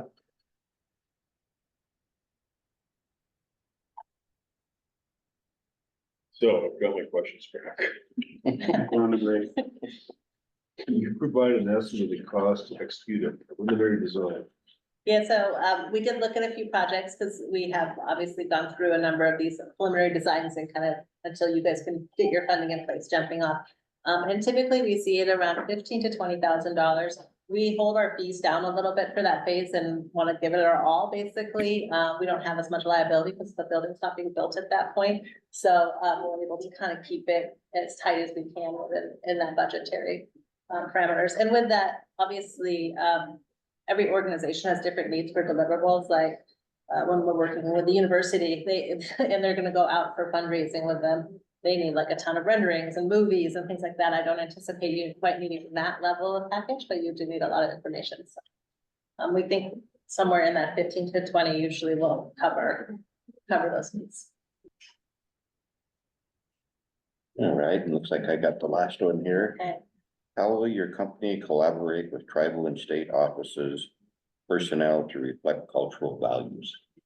That's a good question. So I think that any good design, I think we've touched on this a little bit, any good design, really should bring all stakeholders to the table and, carefully listening to the voices, all the voices at the table, absorbing and really understanding what their needs are and the vision is for both, community as a whole, but also for this facility is highly important in what informs our design as a whole.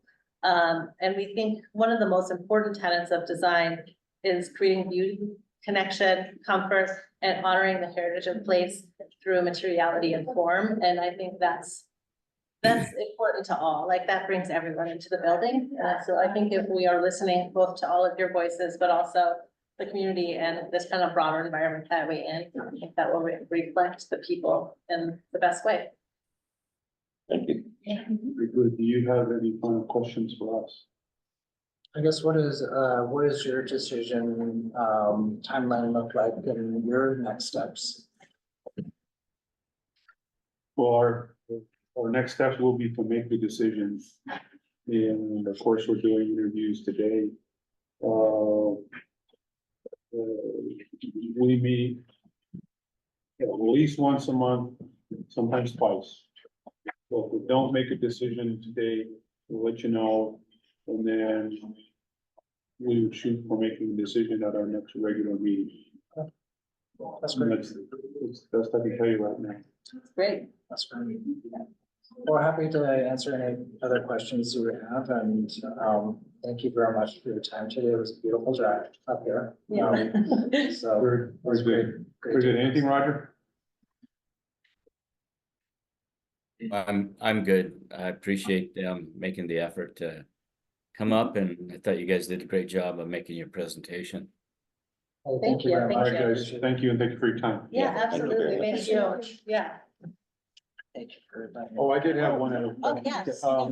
Can I, at least for me, maybe other board members want to as well, can I get the contact information for the hospice project? Yes. Oh, absolutely, yeah. If you leave Can we that always email or it to that chain? email it that, and then I'll have that, if that's okay. Oh, absolutely, Yep. That's yeah. good. Thank you. That's no problem. You will like, thank you. Yeah, thank you. You'll like Rosie too. She's great. She's got a lot of energy and, she's fun. That was I think 10-minute, is what, you had ordered on the, in between presentations? Yeah, we'll take, 10 minutes here, give them a chance to clear up, and then, we got some folks coming in, we'll give them a chance to. Perfect, thank you. Let me just, do this,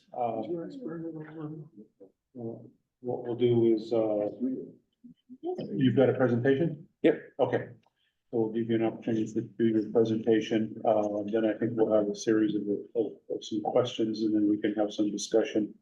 So for your benefit, we'll go around and just do some introductions, and then we'll turn it over to you to do your introductions and do your presentation. We'll go from there. Sounds good. And then at any time, if there's something you need, let us know. Okay, so let's just start with introductions. Rhonda Botton, Finance Director. Good fit, board member. Ethan Mace, I'm the water engineer. Clayton Matt, current sheriff report. George McLeod, board member. Sydney Palmer, Water Resource Specialist. And we have a board member online. Roger Noble, I'm the vice chair. And I'm in Tucson, it's 85 degrees. Nice. You just had to ruin it. I just had to interject that. 65 here, Roger. Thanks, That's nice, yeah. Roger. And we've got a couple board members who are absent today. You'll get a chance to meet them in the process if we happen to go that way. So, and additional staff. Ariel Fender, Water Resource Specialist. Amanda Barron's, Water Resource Specialist. I'm literally the Montana papers. And then we have, back here, is she gone? Okay, we've have other staff, but they're not all here at the very moment, so.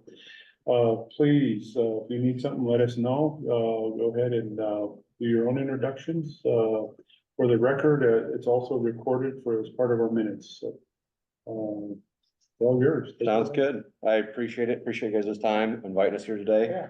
To start off, same thing. If you guys have questions throughout this, we'll try to roll through it quick, but feel free to raise your hand. Dialogue's always good. So to start, I'll introduce myself, Jacob Wright, principal at MMW Architects. In short, I've been practicing in Montana for about 20 years now and a principal with MMW for about 5. And in that time period, probably for about the last 5 or 6 years, working fairly consistently with CSKT on a couple different projects across the reservation. So honored to be here. And from that, I'll turn it over to Kent. Thanks, Jacob. Yeah, I'm glad to be here. I'm Kent Means, one of the founding principals of MMW Architects, which we started 28 years ago, 28 years ago. And I'm proud to say that CSKT is my longest client I've had, which has been 26 years at this point with our first project way back 26 years ago. So, basically, I've been an architect for, in the architecture field, let's put it that way, as for 39 years. So, really enjoyed working up here for many of those years. So. Good. I'll turn that over to Luke Gosh, one of our great partners that we work with. So thanks. Hey everybody, my name is Luke Bruce. I'm a mechanical engineer by trade, but I also lead up our Missoula office's engineering division that works on building construction design.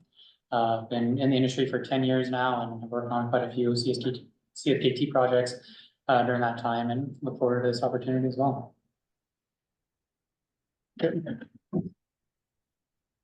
We wanted to address some of your questions, and I think these slides will basically line up with the list of questions that you gave us. So we want to start off with experience and the keys to success. Obviously, one of the first keys is communication, which I think is critical. We think we're very good at that we are very open and transparent about everything and want to make sure that we're communicating our thoughts as well as hearing from you. And we'll talk about that in more detail a little bit later in terms of how we do that. A clear understanding of program and goals is super important from the very beginning. So we really understand what you need. And I think we have a very thorough process where we identify what those are with you and have a series of meetings to identify all those things. And then we have a balanced approach, and you can see this kind of diagram that talks about one of some of the key things are, what is that scope? Like we just talked about, that we need to have a clear understanding of that program and goals. What is the schedule and what are the budget items? And budget, of course, is one of the most important of those three to make sure this all fits together. And quality is in the middle of all that. How does that, you want to make sure you've got a quality building. Obviously, the budget is super important to that, but all these other components are also important to that. And so we want to make sure that all of these things are balanced and that we have a really good understanding of that before we move forward even. And I think that's the key, is that we don't really want to move forward with design until we understand all of these things. And in terms of experience and successes, I want to just talk a little bit about some of our projects that we've done up here at CSKT. The tribal complex was a project we've done that we did, I guess almost 20 years ago at this point. The CSKT Arley Community Center. I think some of the important things are how we work with the cultural committees, and we'll talk a little bit more about that as we go forward in this discussion. Some of these projects have similarities what you're talking about in terms of obviously office components, conference rooms, garage type components, those sorts of things. And some of a couple other projects on that, Valley Electric Co-op and Missoula Rural Fire Station, and a couple that I worked on recently. One of those, being the Valley Electric Co-op, a 50,000 square foot, building with many offices and many, tons of big garage bays and lots of complexity around all of that.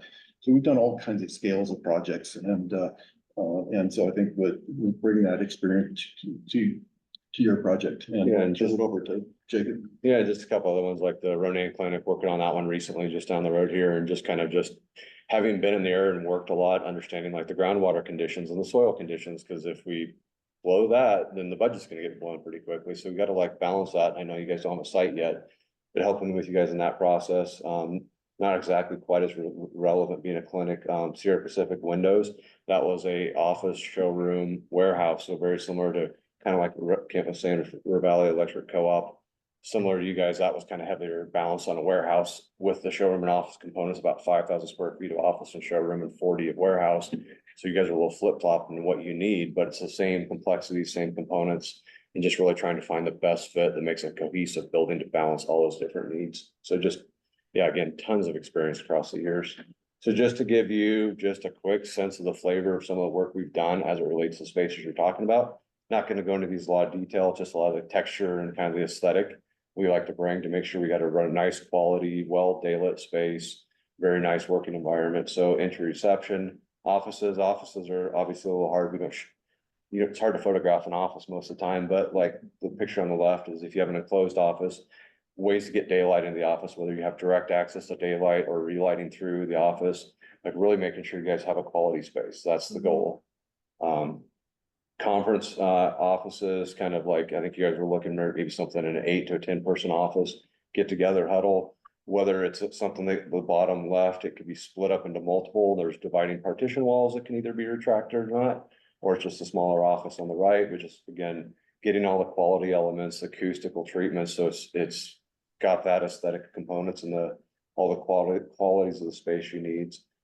And then also when you get to the larger spaces, large meeting rooms, again, you can bottom left, you can divide that into multiple rooms. And just top right or the top left is the city council chambers in Missoula, but just really meeting your guys' goals for a space like this. And obviously can't work on the tribal complex for the council chambers. We'll talk a little bit more about I that. recognize that one. Yes. And I mean, I think this is a little bit overkill for what you guys are probably needing, but just to show our depth of experience, Kent worked on the Missoula Rural Fire there on the left. And then bottom right, the Valley Electric Co-op that he mentioned, and then the top right is the Sierra Pacific Windows Warehouse. So lots of complication, really like, I think even all of these, there's components of what you guys need within that space. There's gonna be some, not just the storage of vehicles, but components, fabrication areas, all these different little areas you need, and to make sure all the equipment and supplies are there to suit the tasks that you have in hand. And from that, what we just wanted to do is try to get a quick understanding. I know this isn't your program, this is kind of your program narratively. And so we just tried to assign some spaces to them just to wrap our head around what you guys are potentially thinking. So this is just, again, might be wrong, there might need to be some edits, but want to take a quick stab at it to roughly get a scale for the building. Roughly in our mind, we're thinking around 7,000 square feet. I would say that this is only representing one garage bay versus multiple. We don't know how many you guys need, so that number would need to be adjusted. But based on 7 offices, one large meeting room that accommodates 50 people.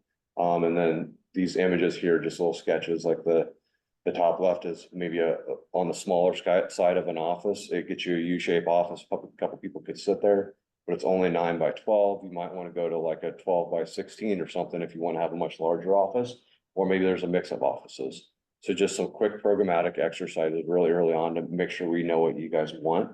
And that's clearly defined. And then just kind of other pictures of maybe potentially the scale of a small meeting room, and then the larger meeting room, which is a fairly generous at 50 people, but it gives you a lot of flexibility. Like this is showing a true auditorium layout, but if you wanted to have, you know, chairs with a table in front of you, that's going to take up space. So showing you different options to make sure it fits multiple configurations as well is good. Just to talk about offices too, I'll just jump in there real quick, is what Jay was saying, it's a 9 by 12 that we're showing there, you know, in the old days, you know, but like back, for instance, when we did the headquarters building, I think most of the offices in that building are 12 by 12.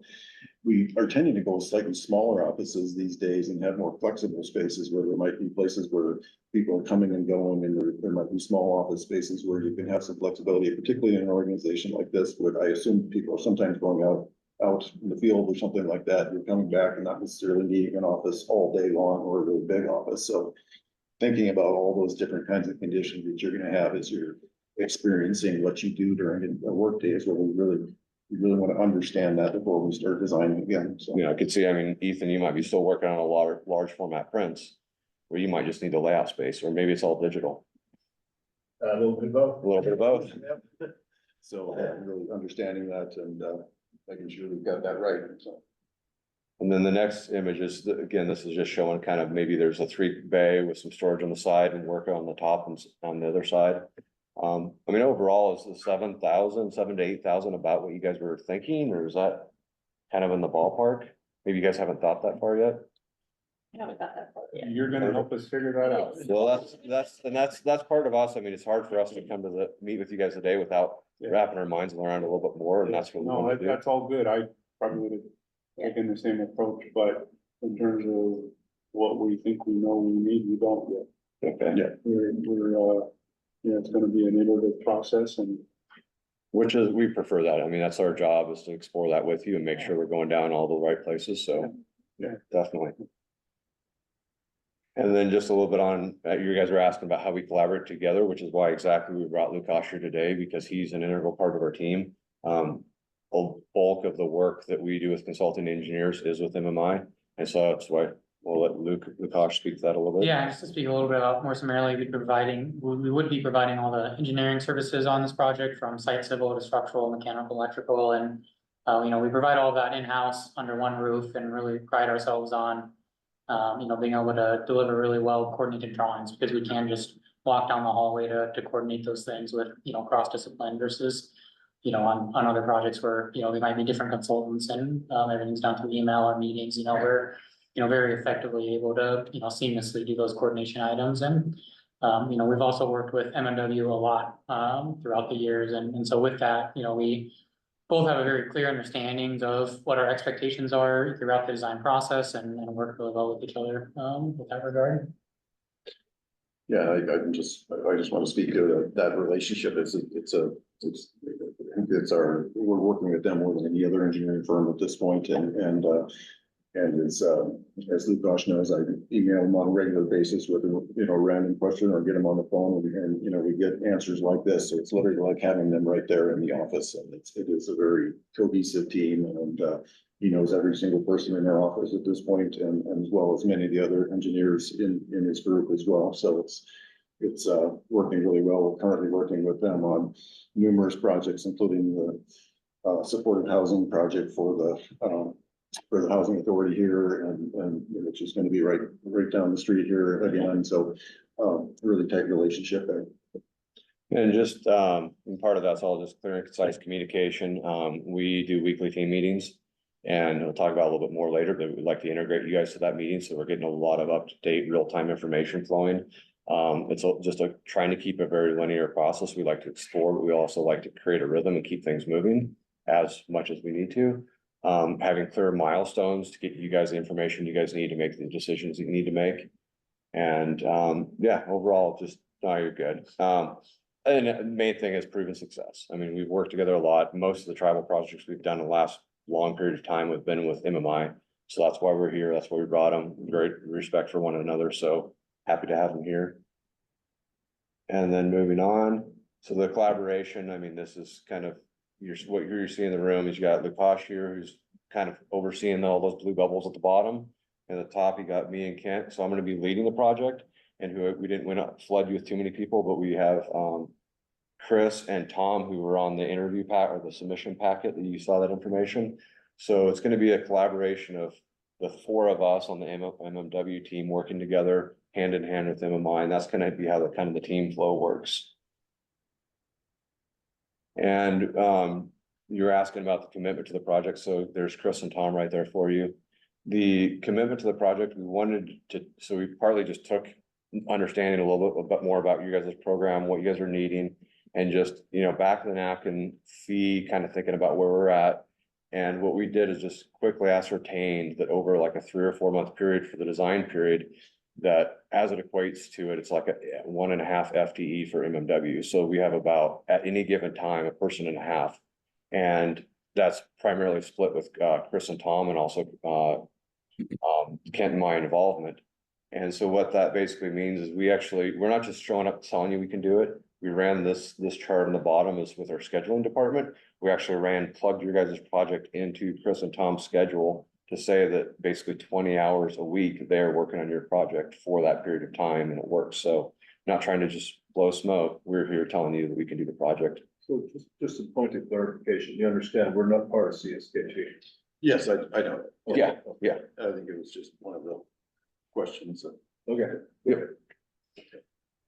So yeah, we can do the project. In addition to that, we have a deep bench. We've got in addition, Kent and I are included in it, but we have 22 architectural staff, 1 interiors, 2 support staff, and then MMI. That there's their deep bench of people in those different fields. You guys were asking kind of what the deliverables are, the milestones. Here's just a quick list. I don't need to go through all of them for you, but that's the milestones we'll deliver at the 10%. There's a lot of nuances in there. And if there's things you guys want that aren't on the list, we can certainly add them. But this is another project we're working with MMI on for Fort Harrison, and it's a barracks project. And this is like as a representation of like massing. This is a massing study we gave them to show them kind of what the building's starting to feel like. So that's just a lot of the components that we're looking at in that 10% milestone. And then getting to 50%, we're basically just taking everything that we did at 10, continue to develop. A lot of what we're showing here on the side is the texture of the building, whether it's interior or exterior, trying to get that palette together, getting you guys to review it, approve it, make sure you guys are happy with everything. And it's also where MMI is really heavily jumping in and going through all their different systems and making sure those are vetting out. And we didn't mention on the previous slide, but the whole time through, we're cost estimating. We're constantly cost estimating to make sure you guys are on budget, on target. And then that gets us to the 90%, which is really just your bidding and permitting documents. And I don't know if are you guys thinking of just design bid build, putting it out on the streets for public bidding, or is it going to go through a contractor selection process? You don't have to know right now. We're not asking you to, but haven't gotten there yet. Yeah, so, but this is just the documents that ultimately the contractor is going to take and the building department's going to take and permit from. And with that, it's just about flexibility. You asked us about our flexibility. The main thing is we want to adapt to your guys' needs. The picture of the Ronan Clinic, it's up there because I think there were 4 tribal health directors throughout the course of that design and construction project. And we would do a lot of medical work. So we're very adept to like having multiple practitioners come and go throughout a process, not just, I mean, what happened with the Ronan Clinic is synonymous to like anybody in Missoula, all those hospitals. It changes. And then every time somebody comes in, they want to make a slight change. That's not good or bad. It's just the evolution of a project. So we're very adapt to flexing with you guys. Also, if budget, I mean, we've gone through some rough budget years, as I'm sure you guys are aware, where there's been a lot of changes in the economy. So we're constantly tracking that. And then just the timing, like, I'm not sure if you guys have a timing for the project at the moment. So when you're wanting to start construction or design, is that? No, I'll cover some of the concept of our schedule. Okay. When you finish your presentation. Yeah, perfect. And then just forecasting changes. Yeah. Yeah, and maybe to touch on, flexibility in our engineering design as well. One of the challenges with construction over the last few years has been with procurement of materials and equipment. And so, very much so now we tailor our designs to look ahead at what is going to be available, what are the lead times on the equipment that would be within the project to make sure that, what eventually gets, bid and selected as can be constructed within a reasonable time period. And we're not waiting on, equipment that's 18 months out. Along with that, we also try to look ahead as well. We have an example of that with an ongoing project. We're doing a state project that the previous administration had an all-electric mandate for the project, and looking ahead with the administration change, we were anticipating that might go away. And so early in the design, we actually were accounting for the potential to need to switch to a gas system. And so we designed a boiler system where you could plug and play either an electric boiler or a gas boiler. And lo and behold, that's exactly what happened. And so, we're always trying to not just, be flexible, in a vague sense, but also concretely look ahead at what challenges might we face in the next few months. And more specifically, that is the barracks project that Lukash is referring to, that we're working on together, because it's military electric mandate, and then it got switched, and it just, we could kind of see the handwriting on the wall, but we want to make sure we were accounting for both scenarios, so. And schedule wise, this is again, just kind of, you guys might not want to go this fast, but if you guys wanted to say from starting today, that if you guys were doing contracting in the next period of time, that it probably takes us roughly within 3 weeks to get schematic design with you guys knocked out. kind of get to that 10% level. And then, with our capacity and just, it's, the scale of project, we have enough capacity to kind of go pretty quickly. As fast as essentially you guys want to go. If you guys want to slow it down, certainly we can slow it down. Like we're showing the owner review periods overlapping us progressing the design. But if you guys wanted us to do a true pencils down when you guys are reviewing, so we're not moving ahead. When we move ahead, we're always smart. We don't move ahead on anything that's gonna like cause problems. But if you guys, what we're ultimately looking at is if either you guys were in a scenario, we're trying to get foundations in late summer to get this done over the winter and then be operational sometime next summer. That's what we're trying to like forecast. Can we get that done? And the short answer is yes. But if you guys don't have that sense of urgency, you can certainly, and I think the land acquisition might, or not the acquisition, but the selection, I should say, that might play into that factor as well. We have a sense of urgency, but all of what we just described is what's gonna derail us. Yeah. Uncertainty and funding, uncertainty and in the location there. Yeah, and that's where in my mind, the quick critical paths for site selection, which we just mentioned, and then getting the survey and the geotech done on those, just so we know what we're dealing with. Yeah, sure. I'm not there. Well, I like the design of that because it's like an accordion, because it might go like this. Exactly, yes. They certainly can. Yeah, we can play that accordion pretty well. And then as far as communication goes, I mean, we're really flexible, honestly, we're very close being in Missoula, and then like Kim was mentioning, it's kind of. To the very start was, he was up here earlier this week for another meeting, so it's super easy for us to flex. But we're thinking like for the early programming user group meetings, we would have obviously in person. Come up with you guys, go through them with whoever the stakeholders are that you bring to the table.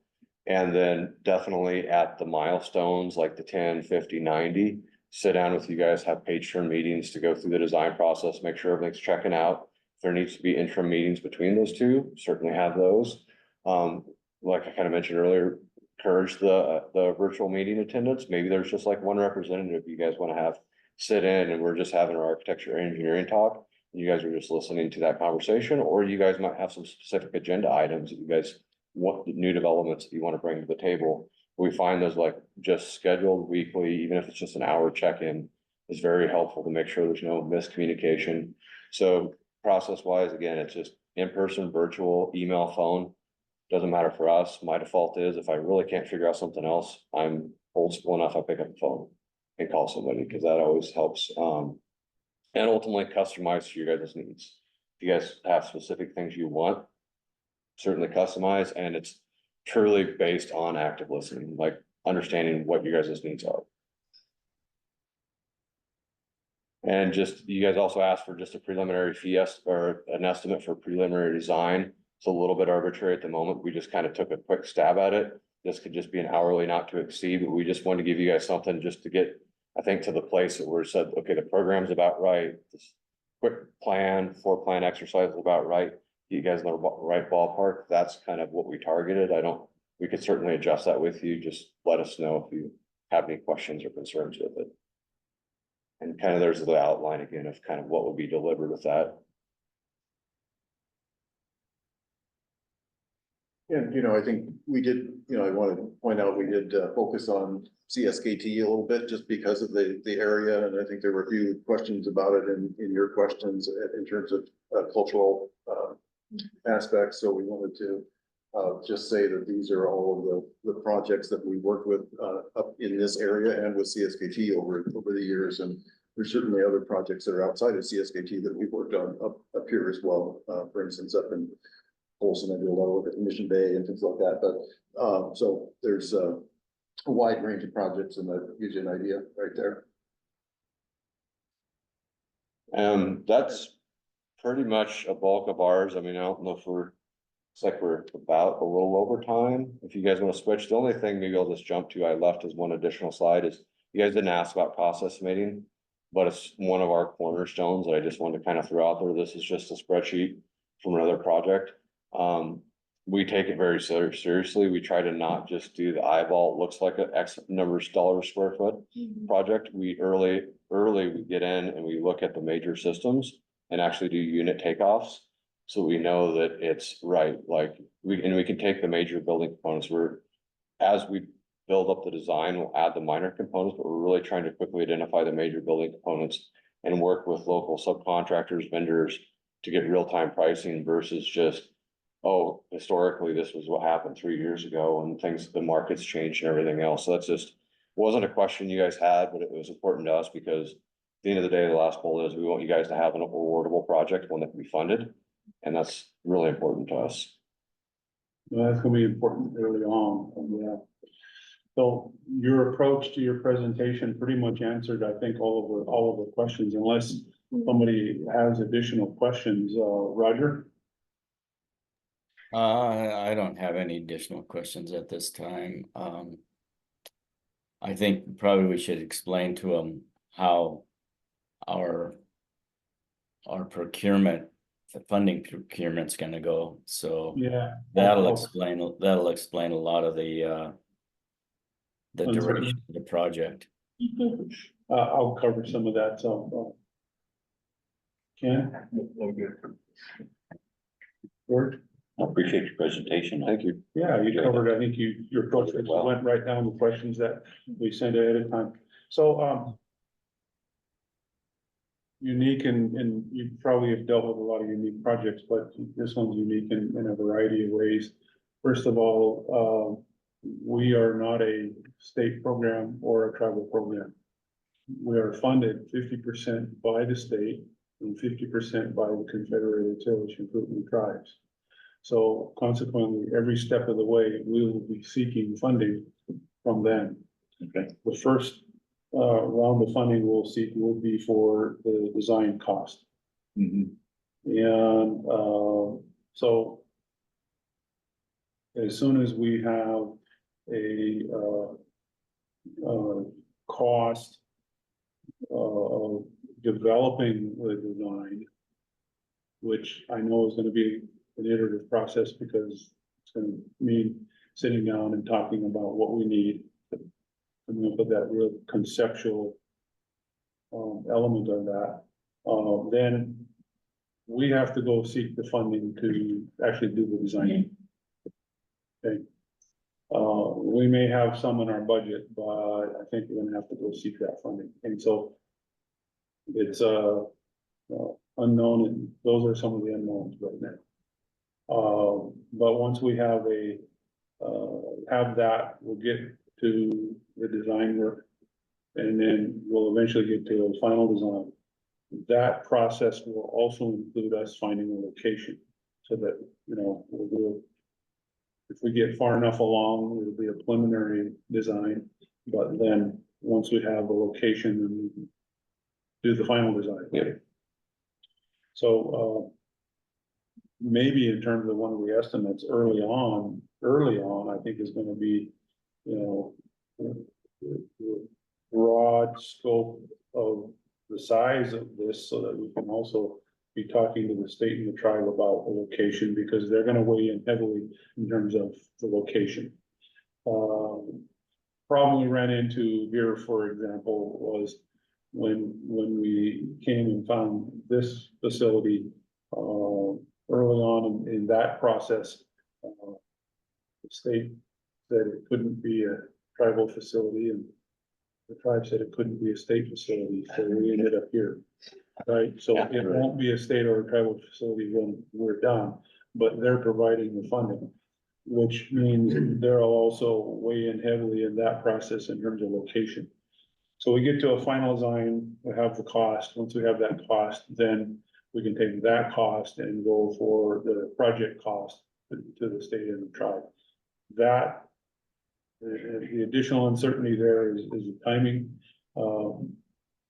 Especially large amounts of funding, like for a project like that, likely would have to go also to the state legislature, which for us now means probably 2 years off because we're currently in legislative session, right? So, while we don't want to wait that long, it's one of the uncertainties and probably where we're gonna be. So we get the cost to them, we get the funding, being optimistic here. And then we do the project. Perfect. Great. So I know you've worked on projects that are probably taking a lot of time, but that's kind of our approach by necessity here. I think I started working on the supportive housing project that we're currently doing about 7 years ago, so. Oh, yeah. Good. So, but I wanted to just ask, or maybe point out something too, in terms of that site selection. I don't think we necessarily address that, but if you need assistance on that, that's something that we often help with in terms of, you know, evaluating the sites from the standpoint of civil engineering versus, and, you know, area that's required too, you know, for instance, how much parking are you required, how much, you know, if you need, just evaluating utilities and all those kinds of things. So that could be part of our services too, is to help with that site selection. So I think early on, probably it'll be an estimate of space, how much space we need, Right. acres we need. Yeah. But then in terms of location, that's something I'm hoping to try to urge the state to try to start that process and work with us and try to figure that out. Right. Yeah. Right. Lots of options, you know, within a municipality, outside a municipality, changes all the different Right. possibilities for us, yeah, with structures and facilities. With those two agencies or as far as programmatic goals, are they pulling the strings on what they want on either side? Or are they letting you guys pretty much get whatever you want? It's just a matter of the funding being split. Yes. Pulling some strings. That's another uncertainty. Okay, We, you know, we all have the same goal, is to make this program successful. Yep. It is charged under the compact, the water compact between the state and the tribe. They provide 50% of the funding. We're on about our third year. But this is gonna be a permanent entity. And we wanna make it a nice project for the valley, for the people who we serve. So, and I think they'll have the same goal, and I think that they'll want to do this. The real question is gonna be how and when. Yeah. And working through those processes with them. So this is our first step. And get this done, this decision made so that we can start the process. sounds great. And actually kick it off. Yeah. Love to be able to help you out and, meet that goal for you. Yeah. One thing I don't think maybe we mentioned is that we definitely have the capacity to do this in the experience in our office. We have 25 staff members altogether, so a fairly large office for Montana, you know, and one of the largest in this general region. So lots of capacity to move things quickly and lots of experience in our office. So Yeah, good. Okay. Yes. I heard you talking about, the interaction with contractors for the costing of things, which, that seems very smart and practical. What kind of options are there once it goes into a construction phase? What's your participation? Into construction, our tip, from a budget standpoint or just our oversight standpoint, or both? Well, I just am kind of curious, in terms of like what your role would be, or what options would be, for your role at the choosing contractors and moving forward with the construction. Yeah, phase. certainly. So I mean, as far as the contractor procurement method, we could definitely have conversations with you about which way you guys want to go. Traditional design bid build is just kind of us developing plans, going out, putting it in the market. There's also a GCCM process, which like the Ronan Clinic did, and there's multiple projects where in that case, would work with you guys to select a contractor early in the process. So like maybe at 10%. And you're doing the same selection you're doing here, only we're sitting with you on that side of the table, helping interview contractors. And at that point, you get a contractor on board and they take over the estimating responsibilities versus us. And that locks that general contractor in, but they would still ultimately bid these subcontractors out at the end of the documents.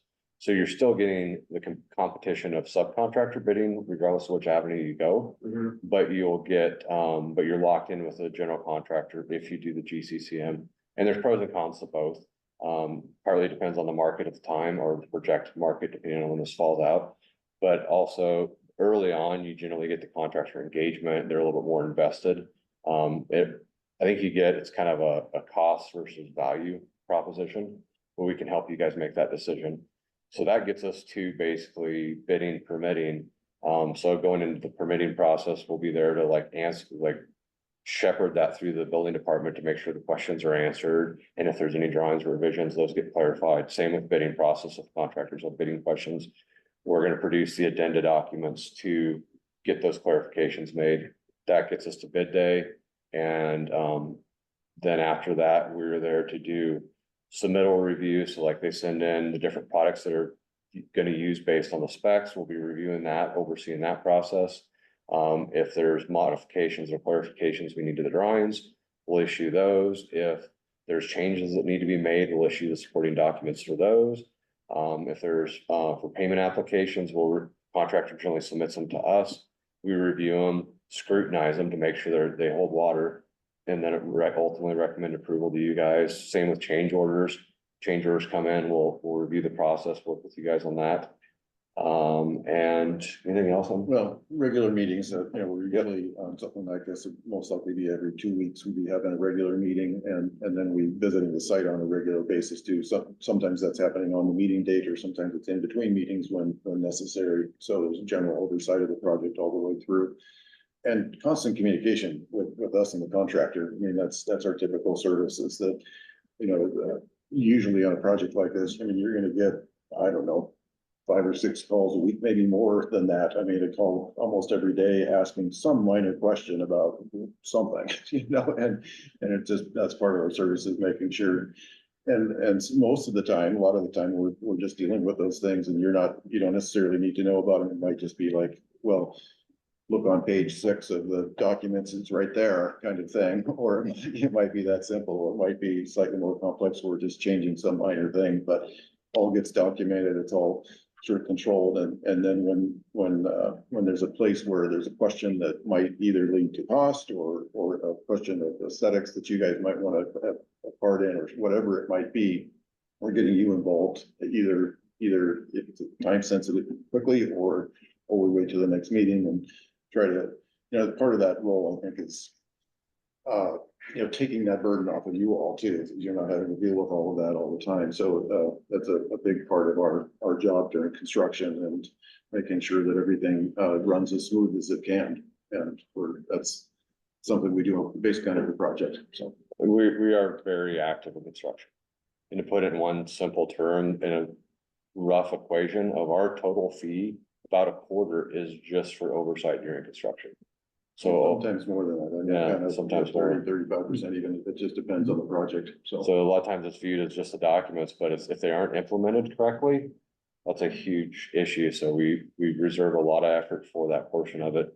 And then maybe, I'm not sure if you're quite asking this, but so one thing that we do with the contractor, whichever method is selected from a bidding standpoint, we'll have alternates that we'll have the base bid that we're expecting to have for the project, but then we'll work with you guys to develop all bidding alternates to make sure that we're generally shooting to be about 15% below of your funding budget, and then have a series of things that can be added to the bid to get you up so you're making the most of the money that you're spending. So working with you guys to identify those, and whether that's just a small addition or some niceties in the finish or something that you maybe wanted to have, but you're not sure, it's the nicety versus a necessity.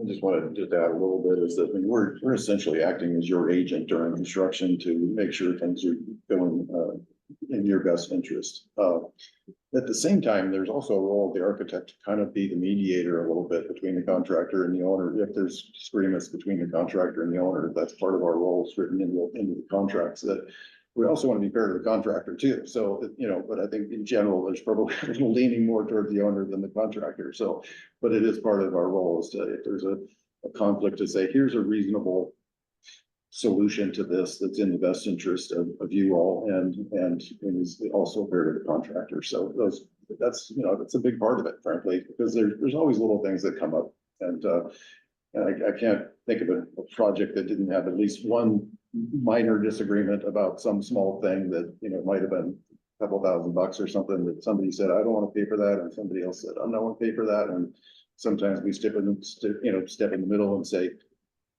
contractor, you're paying for it. Or sometimes we'll say, I think there was nobody at fault here and maybe there's a splitting of the, what, or whatever it might be. You know, sometimes there's a reasonable solution that everybody will go away happy with, but, that's part of our role too, so. Yeah, and then one thing I'd add to that's very important for us is that we want to find the right solution and then figure out how to address the money to an extent, right? When things are going wrong in construction, it's, I don't want everybody to be like guarding themselves on what the solution is. The right solution should be the solution for you guys, and then we figure out how to deal with the financial side on the backside.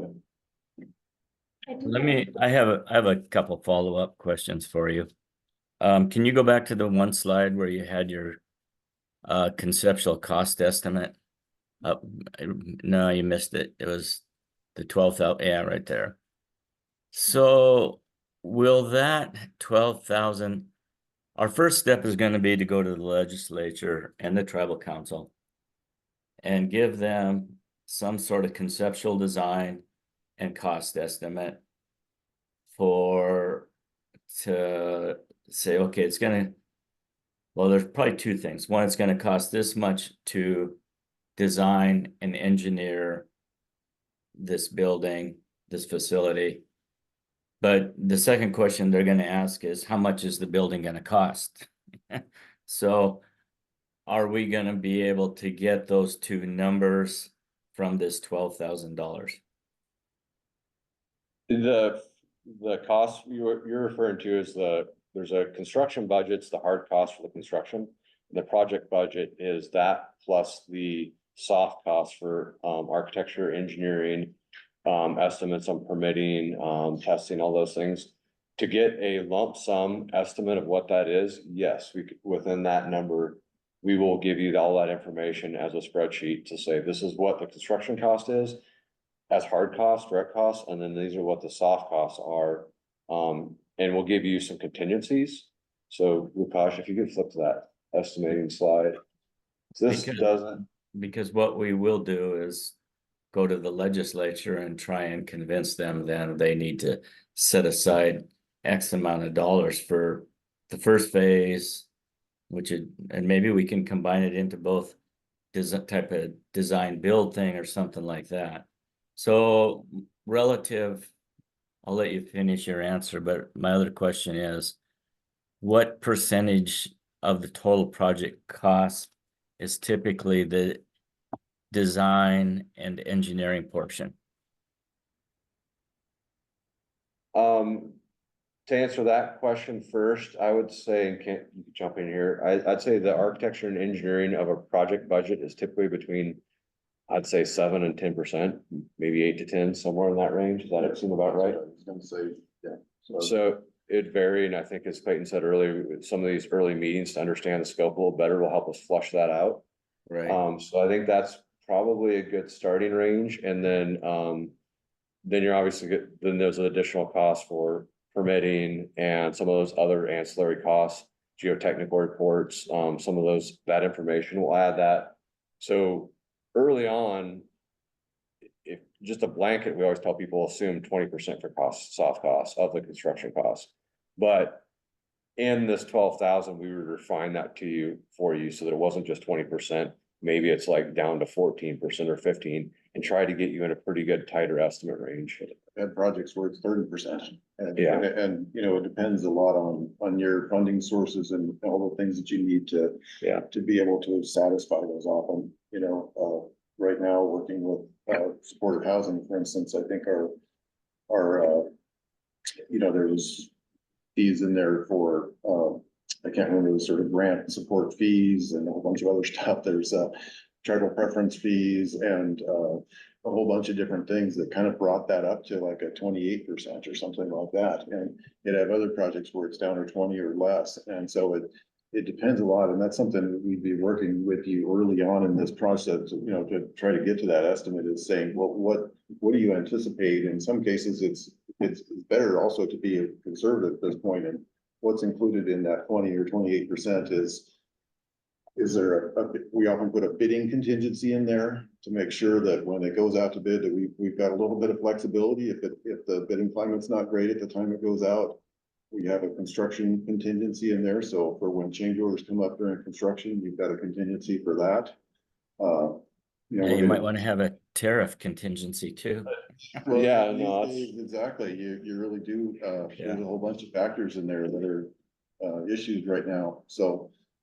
Well, and FF&E, furniture, fixtures and equipment, that's generally owner supplied items.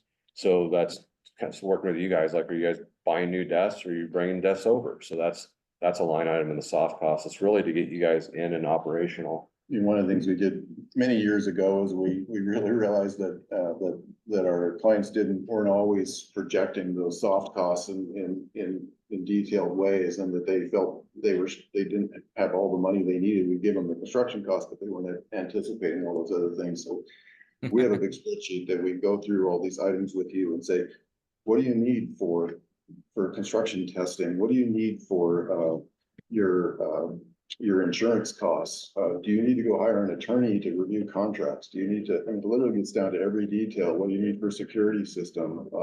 All these little things that may not necessarily be in the construction cost to make sure that the whole, it's not just a cost estimate, it's a budget. Yeah. It's a budget for the whole project. Trying to figure this out step by step for ourselves. I think Roger, I'm glad Roger asked the question. But let's say the number was 12,000, so the 12, just to be clear, the $12,000 would get us how far? Flip back. Basically, you're gonna get a site plan, a floor plan, and a cost estimate and some general exterior looks. I think you've got. Yeah, I think we basically figured that we'd have one meeting where we show up with you guys, kind of get everybody together, go through and really have a design exercise charrette. Make sure we understand what you guys are looking for, even like the fit and finish of the different spaces. And have that really in-depth meeting, refine the program, code and zoning study, which if you guys don't know a site yet, maybe it's just a code study. Because zoning would be once the site's selected.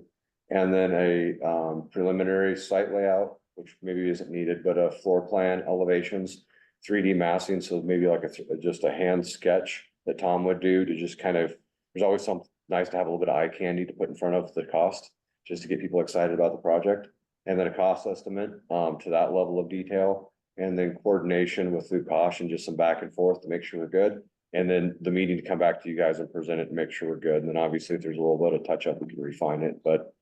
And this is, you know, Frank, this is the fairly abbreviated version of this. This is get it done quickly and get you something out to have a pretty good cost to go, trying to get you the sort of a minimum cost up front to get you the information you need to go get your funding essentially.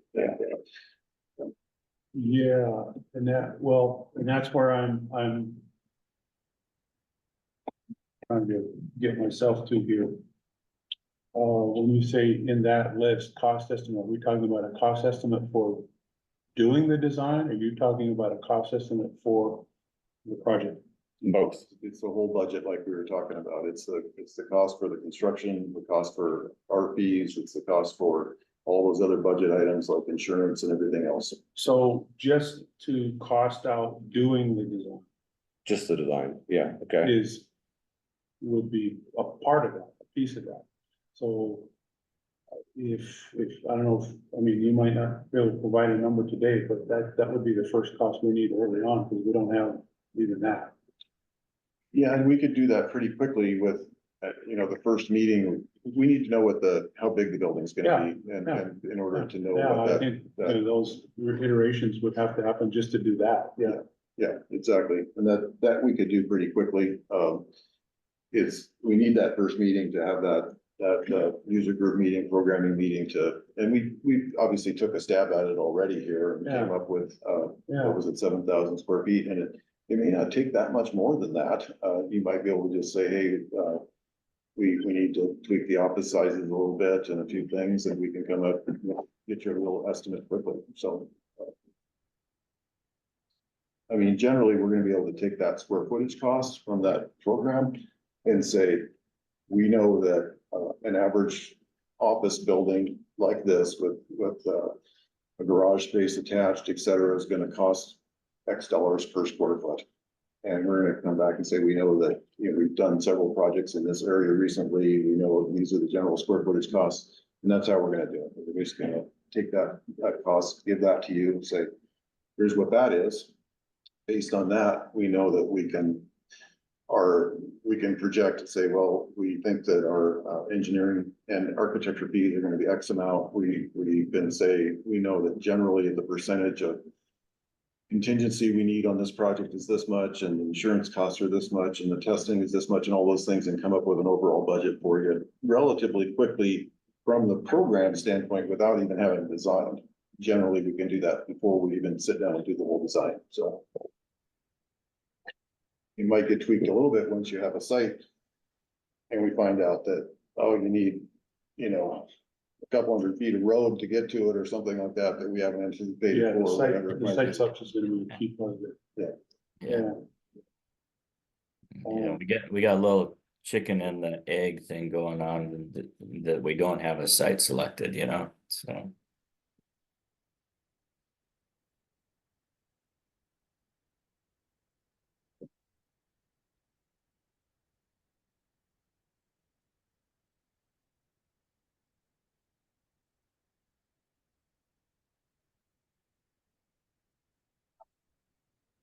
Yeah.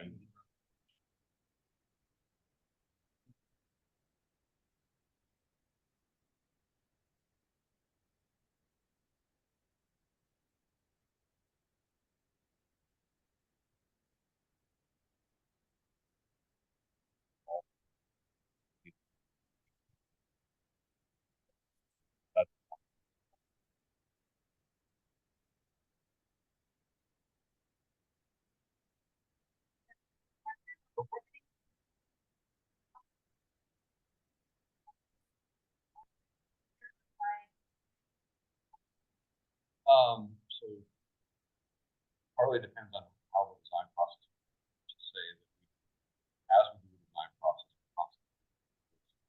as the designer is defined, yeah. So then, Ken mentioned, I think, there's a construction community will also will have a higher estimate. Come down, balance out. That's what we would do to get it in the final design, to say shelf. In the past, we still have to do it, kind of have to, not a good way, but we'll take the best they have, dollar value, but basically, it's much. And so, so I think there would be, let's just say it, shadow on the shelf. What we probably want to do is finish the design, and if there's a really tight budget constraint, just take a hard look.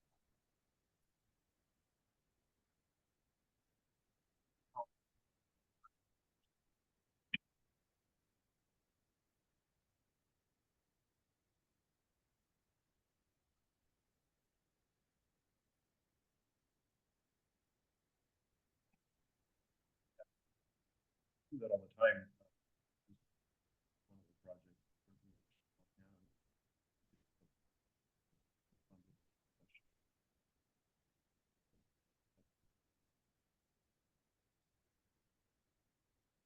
Had a bunch of efficient factors.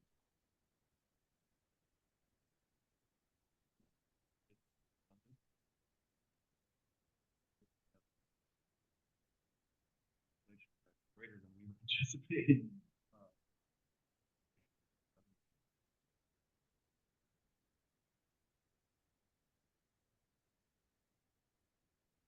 Always kind of doing that. A lot of these projects take a lot of time.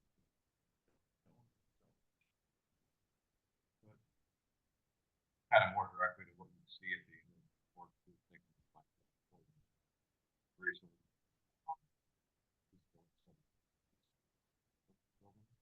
Basically, the bottom of the estimate is, here's your number of today's dollars, 25, 26, 27, 28, and just like fill those out, projecting based on what.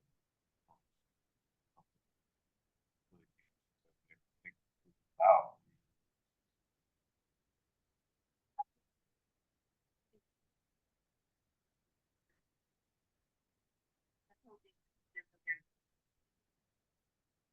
Actually,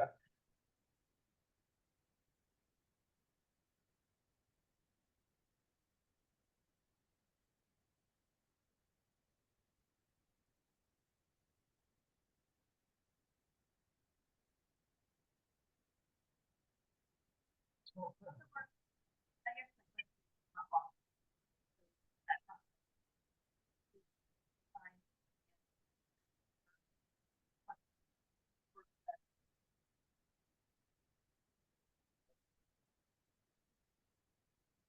Rich. Bill, just want to be a little conservative on it. Sorry, Roger, did you have a comment?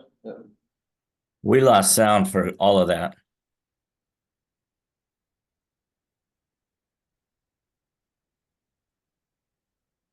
And it's still not working. Can you hear me? Not really. Oh. Okay, well, Haley's having the same problem. oh.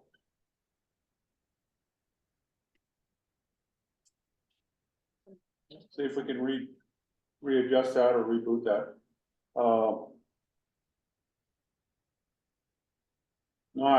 Not knowing what cost of these things are gonna be, I guess,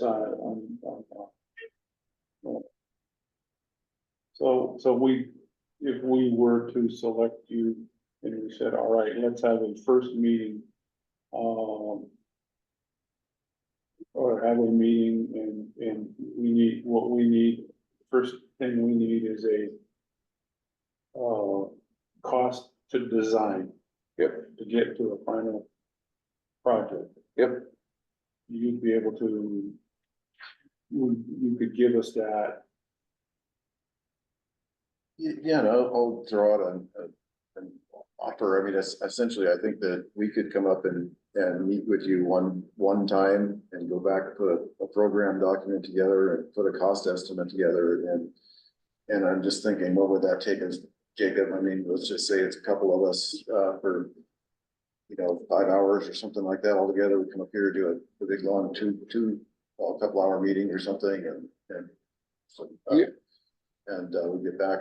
I'm just thinking for a couple $1,000 or something, we could probably have that estimate to you rather than 12,000, just on a program basis and at the time putting together an estimate. So, rather than spending the full 12,000 up front, and then you'd have a whole idea. And, so. Yes, I mean, what you're specifically speaking of too is like 2 weeks ago, we got a call because the tribal police had a quick grant turnaround they had to do. So Tom and I ran up, met with them, had a quick discussion, looked at it, kind of did that programming and came back and provided the estimate only, no plans, nothing else. This is just, I think essentially what you guys are asking for is just to give you an estimate to know what you're doing. And we also wrote up like probably about a 1.5 page narrative to describe the building. And kind of just in a quick loose terms, this is what's in our head, no plans, nothing like that.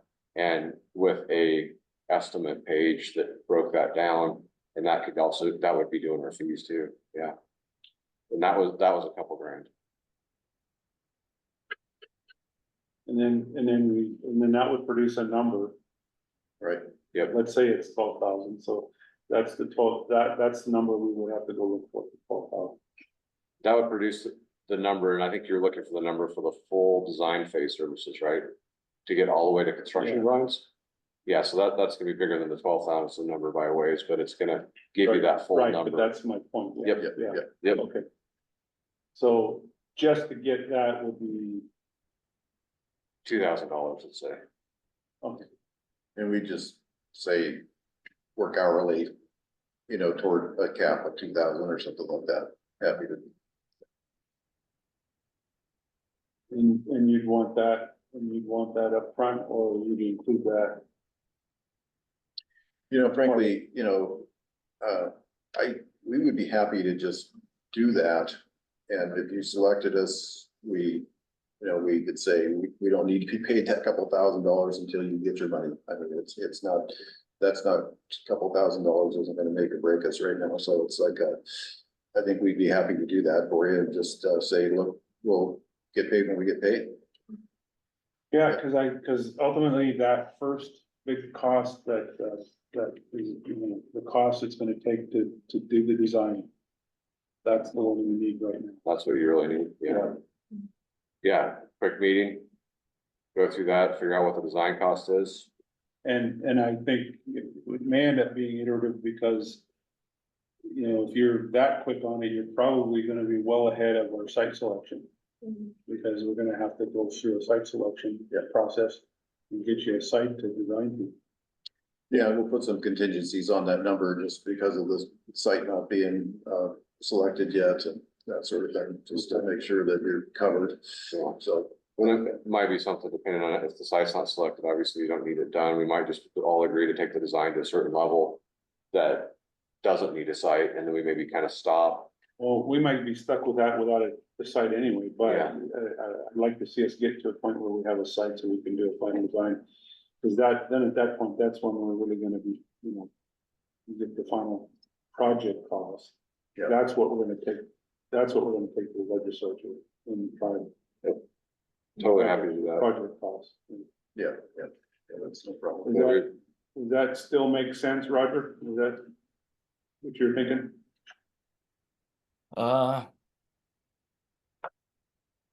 I'm not sure. I guess I'm hearing, what I think I'm hearing is that they could give us an estimate for what the design engineering fee would be, but that does not include a construction fee. But No, it would include everything. it would include everything? The Include, total Yeah. project cost? yeah, that's what I think we need. It just, I know that's what we need. I agree with you, Clayton. I think if we're gonna go to the legislature, we gotta go with the total number for a one-time appropriation. Yeah, so this estimate that we would put together for a couple $1,000 would include everything.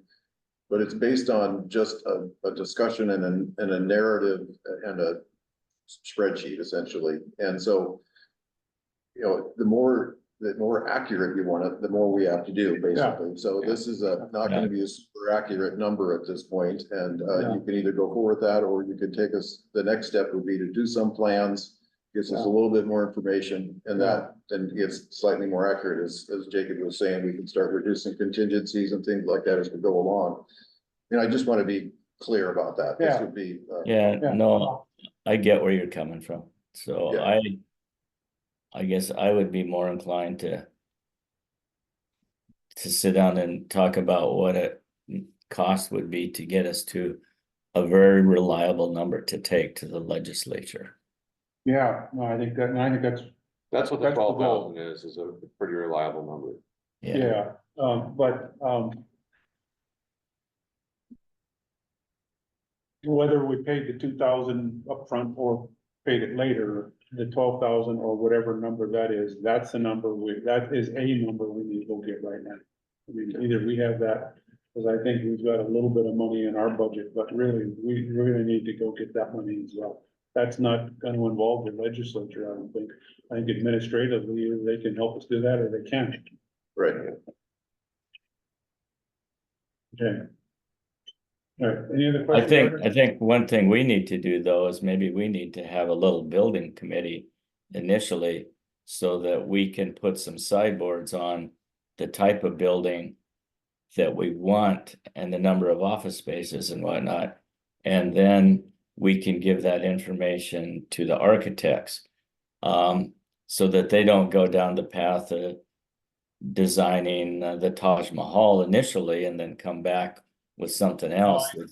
I think we do that, and I think we meet with them first, and that's the first meeting. Yeah, Yeah, I agree. And Yeah, we can we'll help sit down you and through we that go process. through, Yeah. because it's building needs and things we need external, parking, vehicle storage, equipment storage, all of this stuff.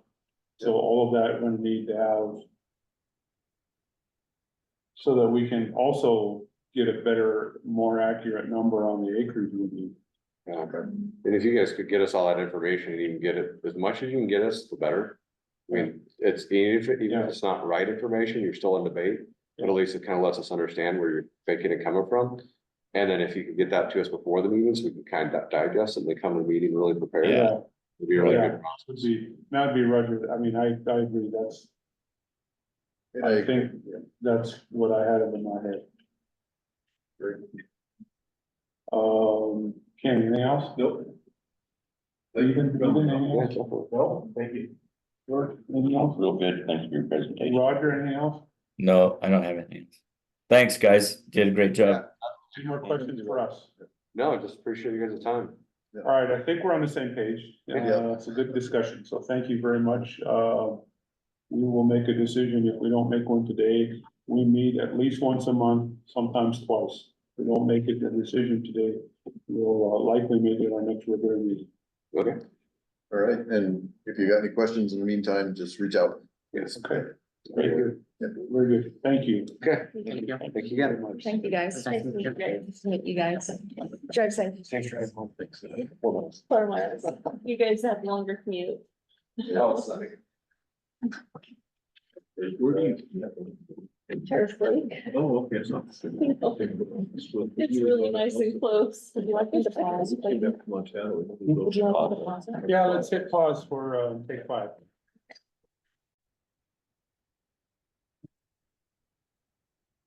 So that was a good discussion. Since we are missing a couple board members, though, I assume you're not ready to make the decision today, but I'll ask, where are we at? I know where I'm at, but Where you at? I don't know where Georgia and Shane are at. Right, no, they're not here, so I just, let's just, I'm just polling here, where you at? Well, I like the first term better. But I think after listening to them both, I think the second term is more suitable for what we need to do. As far as making a decision, you ready to make a decision today or gonna wait? I'd be willing to, but I'm very reluctant to do without Georgia and Shane. Yeah, And Shane did both, and let's get his input. yeah, George? I'm with what is it, Morrison? The second group there, kind of the same opinion as Ken has there, you know, I like the presentation from the first group, but the second group was just so well qualified. They've done a lot of work here. They're gonna be doing our water resource, building for us here. That'll be getting started this fall. Gonna be out by the tribal health out here in Ronan. So, just really good presentation and they're really on the ball with everything. So if I was to vote, I'd vote for that. Are you want to make a decision today or wait? I think we should have the Georgia and, Okay. Roger? Well, my concern with, I guess it depends upon how fast we want to get going on this. Georgia and Shane will have to watch the video of all of this to get up to speed on it. So in one sense, we have a quorum here today. I guess I'm inclined to vote on it, but I like the first group and that they're young and they wanted the challenge. I think they had some good background. The second group definitely is more experience oriented and has a longer track record. I'd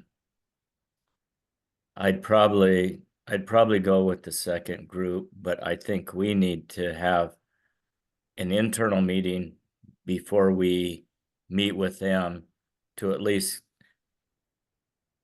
come to some sort of consensus as to the scale of the project we want to undertake. Otherwise, we'll get a whole variety of options from maybe a 1/4 acre site to a 2-acre site, you know?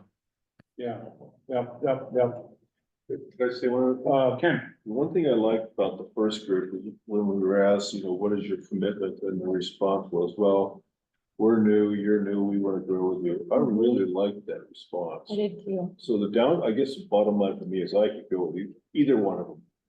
You know, I was very impressed by both of them. It's just the second group seemed to have more background, more direct answers, you know. Anyway, I agree with Roger. One of the things in discussion and, you know, obviously the second group, with their experience, they went right down all the questions. But we're willing to at least also give some preliminary numbers. So on scale wise,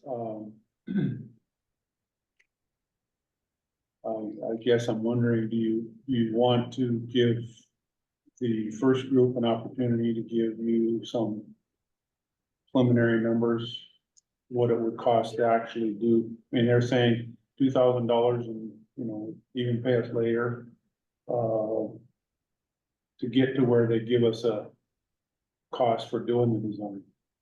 Do you want to hear, would you want to hear that from the first group? I would. Is that something, Roger, you can talk I to guess them? what I got out of their presentations were the first group, their cost estimate was $15,000 to $20,000 to give us a pretty solid number. The second group came in at $12,000. I would rather spend more money, more money than the $2,000 to get to a point where we've got a number that we have some comfort with. At $2,000 or even at their expense is going to give us a number that's got a lot of margin for error in it. I would rather see us spend some money up front and get a sound number that we can say, okay, this is really the range of the cost that we're going to have to go ask the legislature and the tribal council for money. Yeah, the first group, I mean, if you picked up, if they said 15, I guess I didn't catch that. Second group said 12, but I don't think they were solid. They just threw that out as a number. I think they would give us a final number once we have one meeting. Yeah, and I think the first group was it was a lot, that 15 to 20 was a lot more iterative process that they were gonna go back and forth with us numerous times.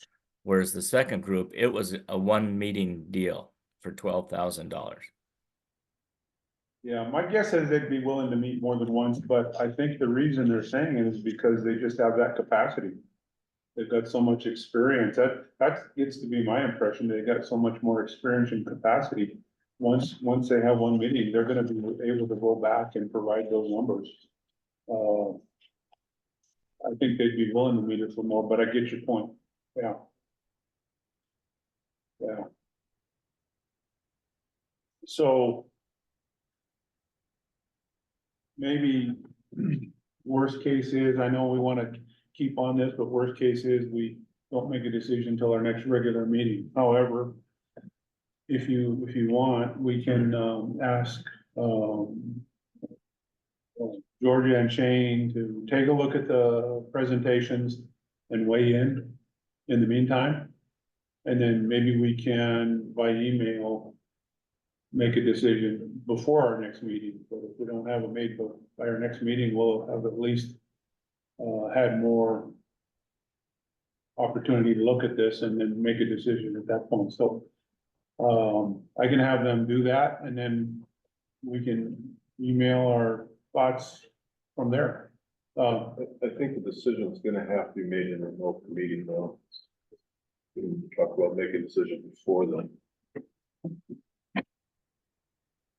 Probably true.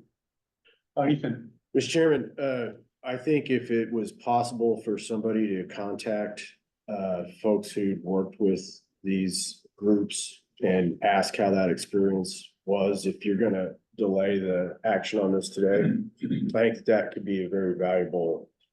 I saw you kind of headed down that road with the question about the contact information from the first. Yeah, that'd give me a chance to do that. I can do that one. I thought it'd be good to do at least one of those with regard to the other group. They got 100 projects here they worked on, and so it'd be easy enough to contact somebody at the tribal organization to get their feedback, but yeah, they've been around a long time. But the first one, yeah, I wanted to do that. So we couldn't read much of the detail on those slides. So Ethan, can you send us those two presentations to all the board members so that we can review them? We do have those. Okay, thank you. Roger, we can do that for sure. We'll get those out later today. All right, let's do that. And I take Ken's point, and I think you're right. We gotta make a decision, in open meeting. Have the opportunity for public comment and all that, so. Chances are we're not making a decision till our next regular meeting anyway, but in the meantime, we can do reviews and get ready. So if you have questions, let's share them. Among ourselves, so we can try to address those, or think about them before our next meeting. I will contact the one group in Missoula.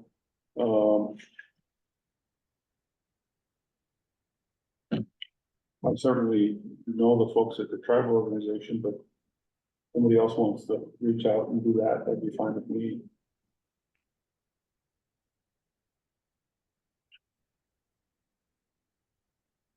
George, is the natural resource building, is that gonna be bid or is that a design build project?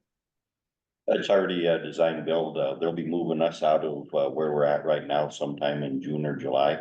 And they'll be putting the road in. And it's gonna be located, we've already got designs for the building from that company.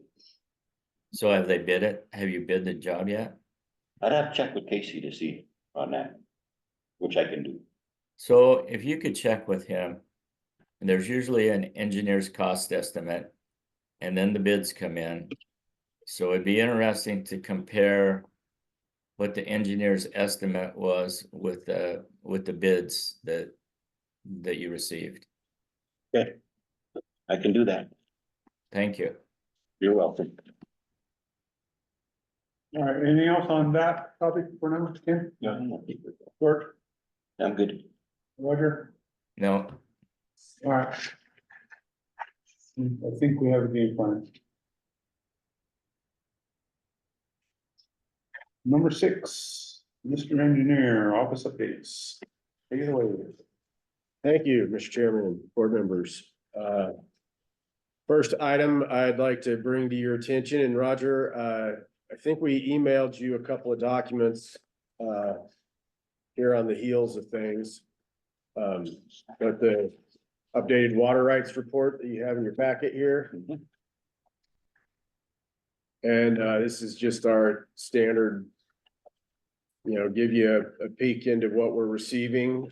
This particular version does have an addition of listing the number of extensions that we've received.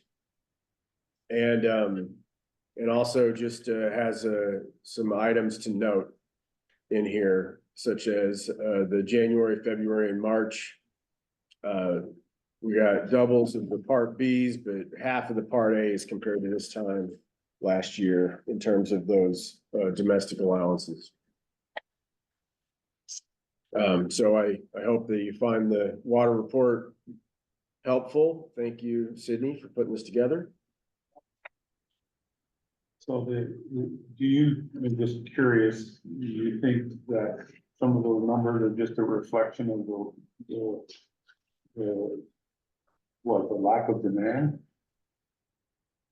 The slowdown in the initial applications, I think, we handled a bunch of the really pending stuff during the first wave. Yeah. And so at this point, and when I say handled a bunch of stuff, I mean the people who had active and pending projects that they've been waiting on for a long time, they came in and they got their business done. And so that took the bulk of them off. I think the other thing is that people found out and learned a little bit more about how our system works.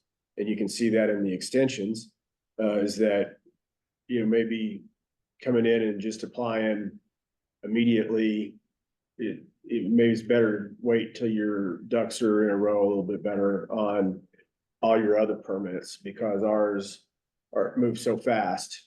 When you come in and you apply, you are going to get an answer within 30 days. Oftentimes what we're hitting the 15-day mark. If people are applying and they have done a really good job applying, they're gonna get an authorization to construct a well in very short. So I think that's probably it. Do you have any other thoughts about that, Sydney? I don't believe so. Thank you. And then, I just out of curiosity, extensions on Mark, there was 7 received and 6 approved, so we denied one. No, we just haven't gotten around to it yet. Oh, just haven't finally approved. Okay. These are live. So, No, yep, yep. just curious. Yeah, very good. Thank you. Any other questions? All right. Great. We have another report in your packet from Sydney as well, and a lot of this information came about through Christie's work, and then she set us up with a share drive Excel sheet, and Sydney, her and Sydney developed the format, and now everybody's entering into that format, the walk-in traffic and the call-in traffic. We thought that you might like to see this and that this would be good information for you to have to get an idea of what sort of customer service rates we're having. I don't know what this is gonna look like when we start getting more months of data in, but this was good enough for this one, we thought, to give you a little snapshot. This is for the period of March 3rd to March 25th. And you broken down by days of the week. Days of the week. Obviously, less on Fridays is recorded because we haven't been having Fridays open as much. We did have some traffic handled on a Friday though. Well, it is interesting. Yeah, good. All right, also for you today, I have an update on our recruitment project for a hydrogeologist.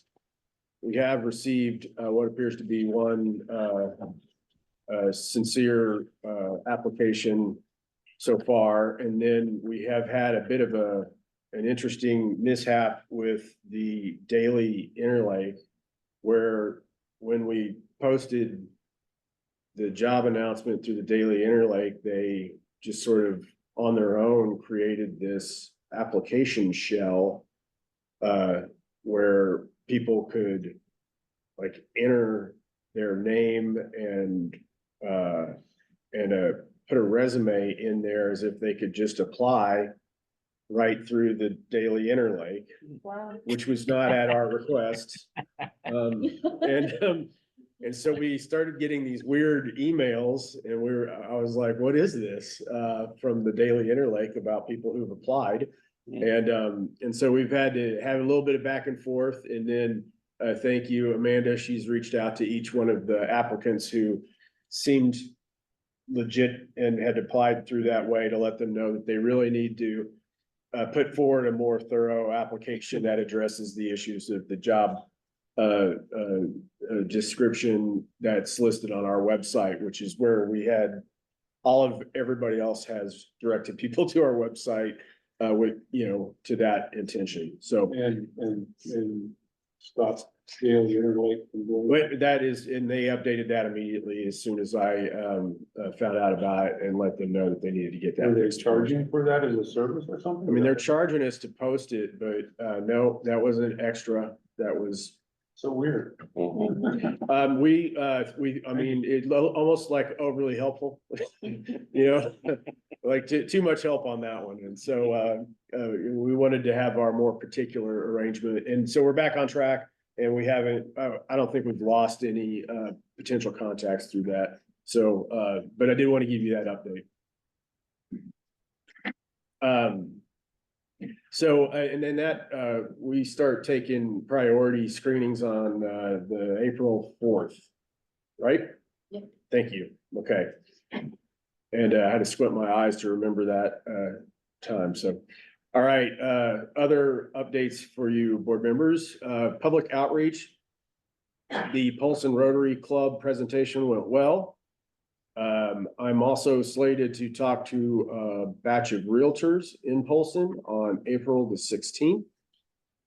And we have scheduled a meeting here for the CITT in particularly hosted by the DNRC representatives, the CITT on April the 14th, so that folks who have applied through their stockwater grant, alternative stockwater grant process can come in here and get help directly from DNRC and then have the convenience of our help for their water right issues right there at the same time. I saw that email, I thought that's a good idea.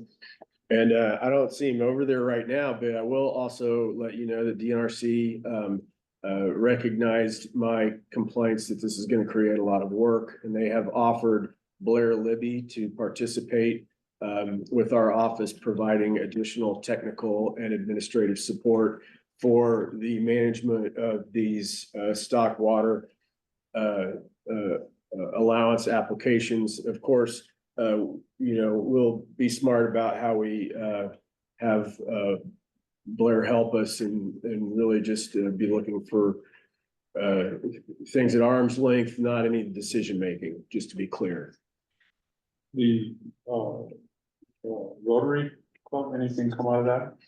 I made some positive contacts, and what was really afoot and the most identifiable questions that came out of that had to do with trying to understand what's going on with all of the adjudication communications, what offices do what on the reservation, because there's really multiple offices here, and it could be a bit of a maze for somebody to navigate where they might need to go and what type of, there's the compact adjudication, there's the 76 LJ is sending out communications for the water court. There is our office for forward-going new applications for water and the resolution of the registrations. And there's the tribes water right office for the registration of tribal water uses. And so I spent a certain amount of time just explaining the different roles generally of what the different offices do. I even touched on the shoreline Alco folks as well, because that's a common discussion topic that comes up also. Good, thank you. But otherwise, it seemed like we were, I was fairly well received, so. They did make me sing. And she'll be coming around the mountain was the song. Oh, Yes. sorry. Okay. In virus updates, I'm happy to say that Blair, who I gave you some credit for being willing to help us with Stockwater while you weren't here, but Blair has also helped us track down the appropriate credential numbers for Tyrell and Amanda, and they now both have access to the internet. Thank you, Blair. Appreciate that. We continue to have meeting after meeting to manage the complicated world of permissions for existing state-based water rights. We are building towards figuring out the time and effort it's going to need to handle issues of ownership updates. You'll be annoyed to hear more from me about that in detail, how we're going to handle ownership updates on the reservation and what the challenges are. And otherwise, things, I can just say we owe a lot of appreciation to Kathy Schubert and James Frakes for really helping to manage that system as it's going forward and we are making positive strides towards getting the virus updated. And also our staff here, we are actively entering all of the information for all of the domestic allowances that have been touched by this office, moving them from our temporary spreadsheets into the full-blown, accommodation in the water rights database system, the water rights information system. And so that that's moving us towards issuance of all of the pending Part Bs or now completion notices for the allowances. And so there's been a lot of work on that front, and which brings me to the section on training updates. And we've had really an all operations staff virus training, bunch of sessions underway. Everybody is learning tons on how to operate the database. And we are continuing to improve and build appropriate measures for quality control and quality assurance in the database entries. Other training updates. The new staff has really fallen into their roles, working on GIS and hearing appeals. Those are special tasks that have been assigned.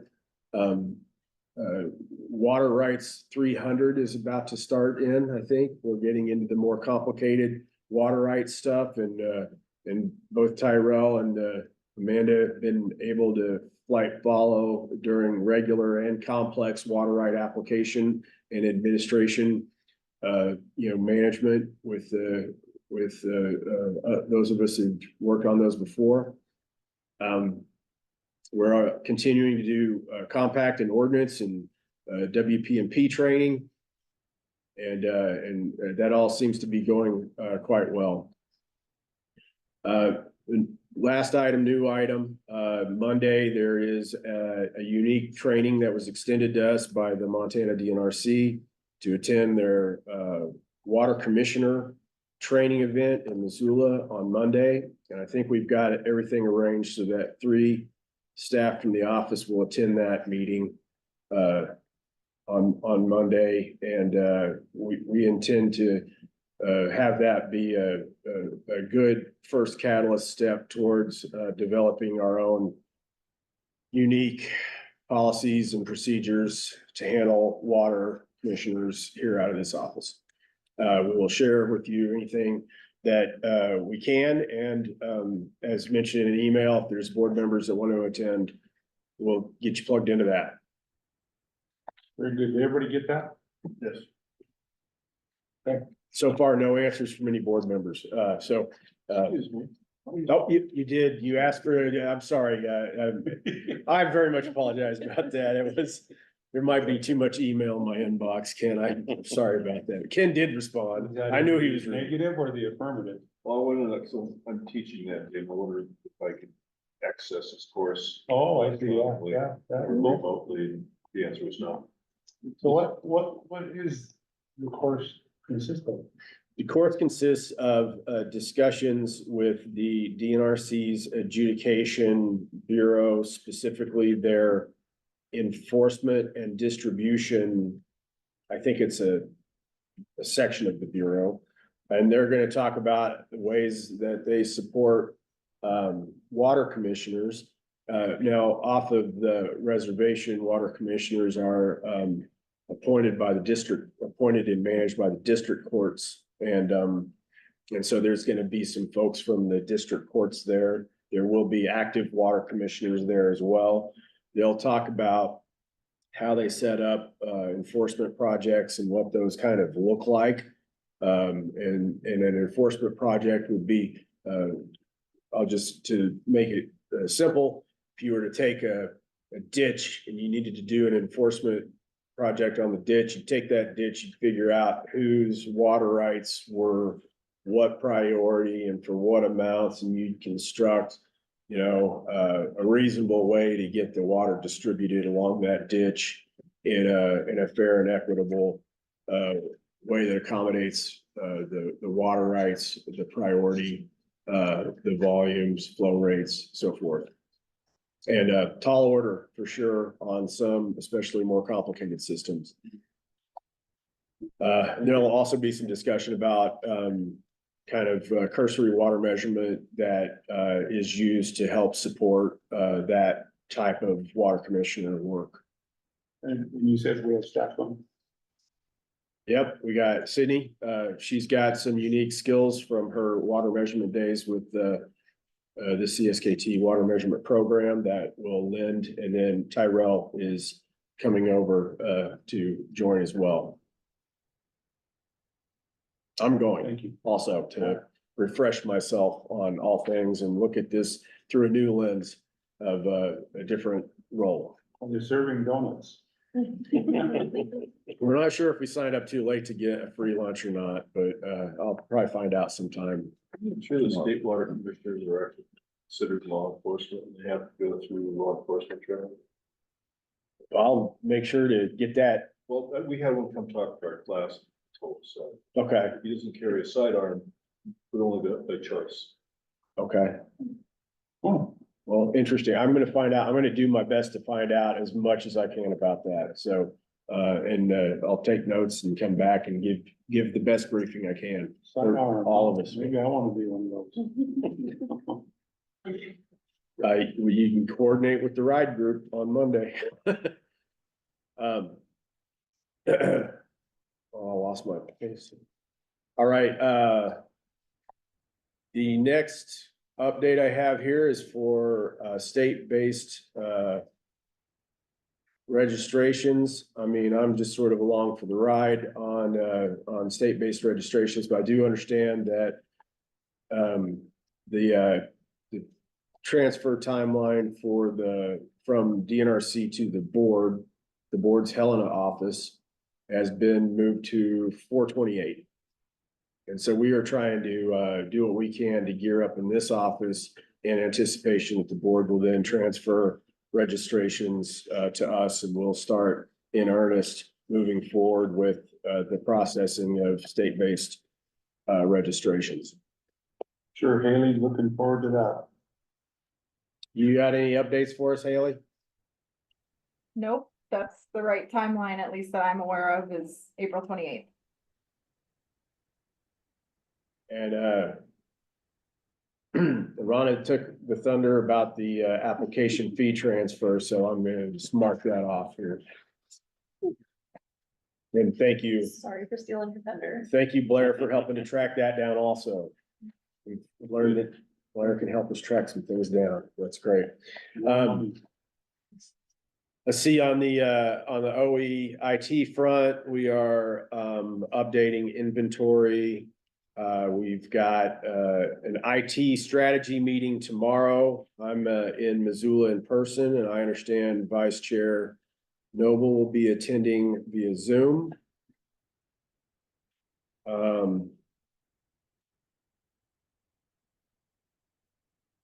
We need to do a few, important pieces of IT work out of this office. We'll have an all-staff reorganization of some of our SharePoint files one of these days soon, and then we've got a couple of new computers still that need to get formatted. My last update for you is that we have expanded the OE office hours, and we are now open Monday to Friday from 8:30 to 5. Thank you. And we have, if anybody needs additional details about who our primary staffing is, we have integrated into maybe would you have a chance to share the contact email? Sorry to catch you cold on that request, Ms. Palmer. That we have set things up in a way to excellent, thank you. So this is an email, and under your calendars, anybody in our organization would be able to add this email. I can have somebody help you if you need to, but you'll see the orange blocks are what we are using to assign the primary staff. And that's to make sure that we have at least our core needs met in the office to have 2 operations staffers here at any given time. And we're working to maintain, a presence at the front of the office along with that. So I just would like to say thanks to everybody here for helping us work through the scheduling to get all this accomplished and, I know the board appreciates that. Thank you. that is my last update for you, sir, unless you have additional questions. Questions, but I think I'm gonna look to probably Haley.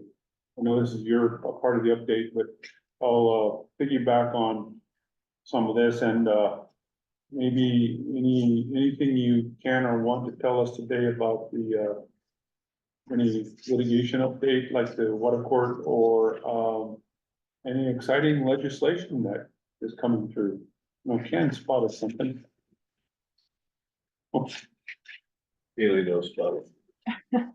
Yeah, I mean, as far as the water court compact litigation, they're still working through the evidentiary hearings process.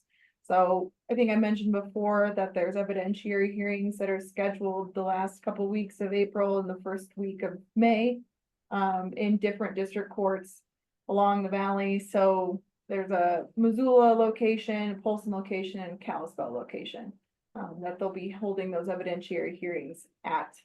Other than that, they're just going through discovery, depositions, all of that fun stuff right now. So keeping a close eye on those just to see what the process looks like. And then as far as the legislative update, I mean, how much time do we have? There's a lot going on right now. If the board would like a more thorough evaluation of that, I'm happy to provide that at the next board meeting. let's do that. On the one item though, I think Ken pulled up, that was very interesting. Do you have any insight on that one? Yeah, so, that bill, is currently right now before the Senate committee. It's essentially an amalgamation of a couple different things, so it's a beast of a bill, but it looks at, the water rights on state land, that came out of a Supreme Court decision just recently, and then as well as, potentially getting rid of the water court's responsibilities, at a certain sunset time. So that date that they have in the bill, I believe they just changed it to 2031. This bill needs to still go before the Senate floor, and get voted on. So as of right now, it is not on the governor's desk. All right, so pushing the sunset date to that time period really tries to assume that they'll be done by then. Correct. It gives them a hard stop. We could always extend it, I guess. Okay, thank you. Anything else, Hayden? That's all I have. Thank you. Ethan. You have more? Oh, yeah, Mr. Chairman, I did almost forget that we have a form for the board's review. I apologize. Is this the property disposition thing? Yes, sir, and I can, I don't have much to say about this because I had, somebody else did all the hard work on this. So I think this was, Rhonda and, Haley. Is that, did I get that? Haley reviewed, I did the form and the form is a draft, so if there's any changes or input that you guys wanna see on it. But this is a result to the engineer wanting to make some changes on some surplus item. Yeah, I think this is a great idea, and better than what my idea was, which was to just pile it up over here and make you look at it and tell us what we should do. This seems a little more organized, and so I appreciate the thoughtfulness. Yeah, no problem. Ask questions, Mike? Yeah. So for a computer challenged person, what does this one actually do? So this one is more for Ethan to address, but he has some laptops that he's interested in potentially surplusing or selling Oh, so or, you're wiping. yes. Oh. So it would make sure that, you know, he has the software to remove all the footprint we would have on it before that happened. Okay. And certify it that that's done. Do you need something from us on these forms? I need an approval that we can use this, because this will become our record. Are we talking about both forms or just the one? Both, it's would be front and back, but they didn't get printed that way. I see. You can we make sure Roger can see those? Please.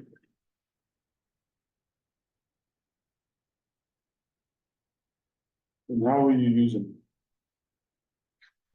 So the person who wants to get rid of the item would fill out the top with the supervisor or board authorization to actually do it, and then I would track it from there according to the resolution number 1. That's falls under my category as the finance director to follow through with getting rid of them.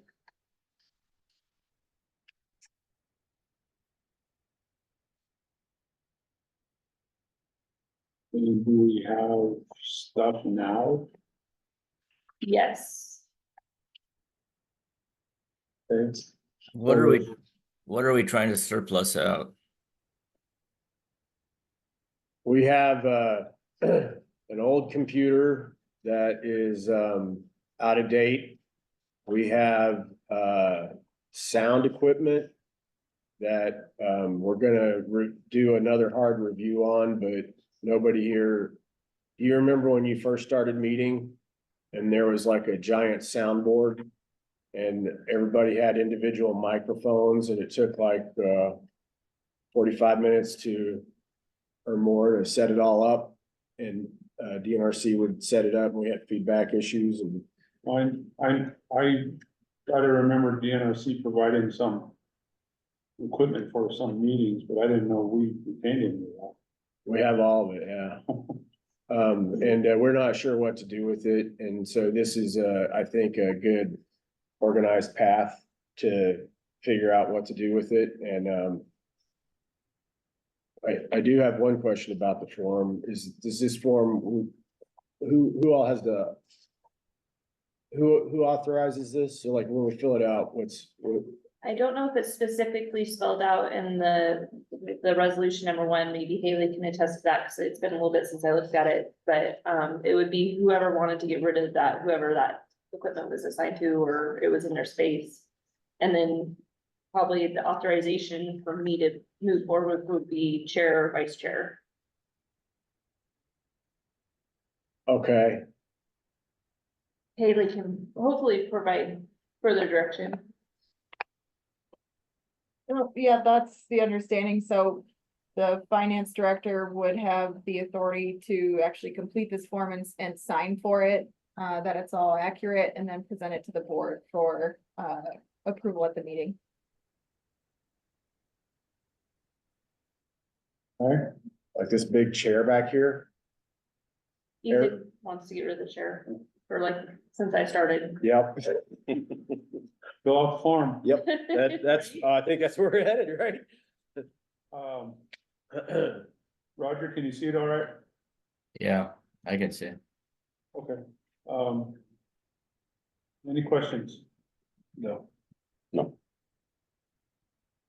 I could stare at this for another half hour and probably ask questions, but I won't. I think this is, I think we're fine. No public here to comment on. Anybody online? Any public online? No public online. No public to provide comment before we take action. We're ready to approve, take a motion to approve this form. So I just have one quick clarification Yeah, Roger. so once this form is completed, then Rhonda presents it at a board meeting. Is that correct? That's my understanding. Yeah. Okay. That's the process.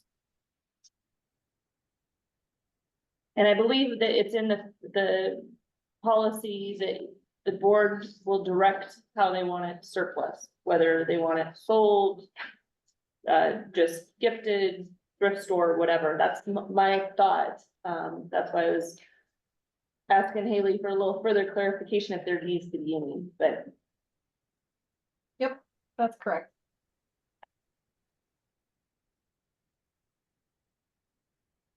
Okay. Mr. Chairman, I move we approve the property disposition request form. Motion by Ken, And I'll second it. second by George, all in favor, say aye. Aye. Aye. Aye. Any opposed? Hearing none, we are approved.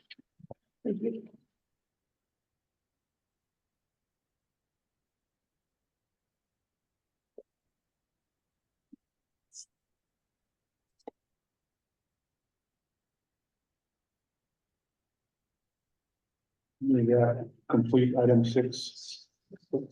Yes, sir, Mr. Chairman, that does complete item 6. Number 7, Office of Engineer, personnel policies, is that at this point just this document, or what are we trying to? I don't think that, we provided all right, there's 2 items that this relates to, Mr. Chairman. One is, an email that Haley sent out to all the board members. That is a full and complete cleanup of all of the personnel policies that we did not print out for you. Because that's just kind of a lot of paper for, I mean, if you need that though, yeah, we can do that. But you know, the idea is that that document, and Haley, you can jump in anytime you want, but that document, the board would have the option to send that document out to a 15-day public comment period for intention of adopting it. Okay. Has everyone looked at it enough at least to get this out to public comment? Yes. Yeah. We got some head nods here, I see yeses, so any comments or questions at this point? Yes, Mr. Chairman, and I'm not quite sure how to integrate this, but maybe before if the board was gonna kick out the other personnel policies, I would benefit if maybe you could take a look at this one standalone document that you haven't seen this information before, so it is more substantially new than other portions of the personnel policies. And you know, if the board was willing to do this, I would like to replace the existing 10.2, which is a much shorter section, with this more clarifying language about how to manage infectious disease or illness in the workplace. Okay, a couple of things. Can we pull up the existing language? And Haley, have you looked at this? I was trying to look it over today, just to see what it had in it. There's a couple things I've already noticed, like hygiene is already covered in a previous section within the document, so that we would need to deal with, the duplication there.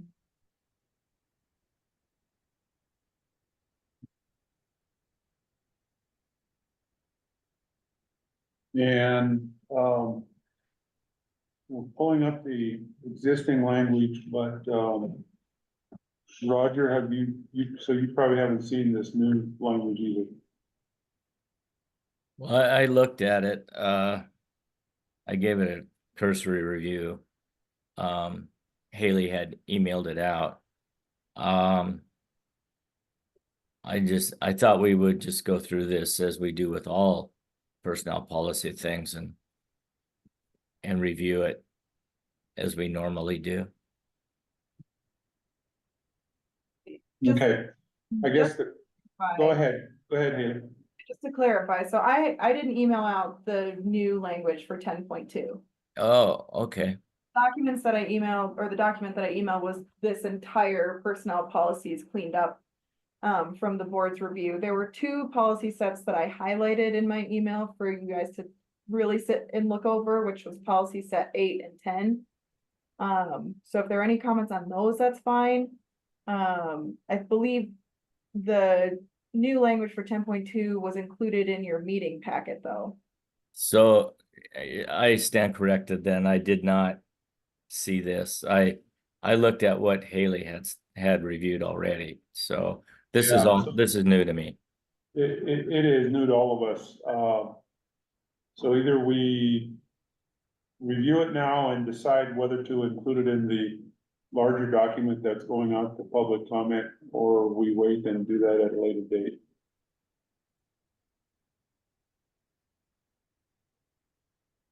Mr. Chairman, honestly, there's some things in this document that cause me a little bit of concern, so I'd probably say send out the big packet and hold this one back to take a harder look at it. Okay. With regard to your concerns, you want to raise any of them now, or do you want to? I'd really like a chance just to really take a hard look at it. Okay, all right, and then obviously it sounds like Haley is just seeing it as well, so. All right. On the topic of the personnel policies, putting them out for 15-day public comment. Not including this, new 10.2. What do you want to do? Are you ready to do that? If so, we'll need action to do that, and we don't have any public to make comment for the record, so. We just need action to get this out to public, 15-day public review. Mr. Chairman, I would like to make a motion to approve of a property disposition request form. Not to include the, We've done that. We're on. for the 50, I'm We're sorry. just on item number 7. Yeah. We're doing the personal policy for a 15-day public comment. As Yeah, is. yeah. Okay, you want me to restate that then? Yeah, I just, the question is, so the large document was emailed to everyone. We've been through, most of that. Haley pointed out there's a couple items that she thought we might want to. She highlighted a couple items that we might want to give further discussion to. Short of that or absent that, the question is if you're ready to put the entire document out for 15-day public comment. That will be the entirety of the personnel policy. That's my understanding. Is that correct? Yes, sir. Okay. Okay, so I'd like to make a motion to approve personnel policies as is for 15-day public comment. Motion by George. Second by Ken. All in favor, say aye. Aye. Aye. Aye. Okay, All right. let's do it. And we'll revisit this at the next meeting. All right.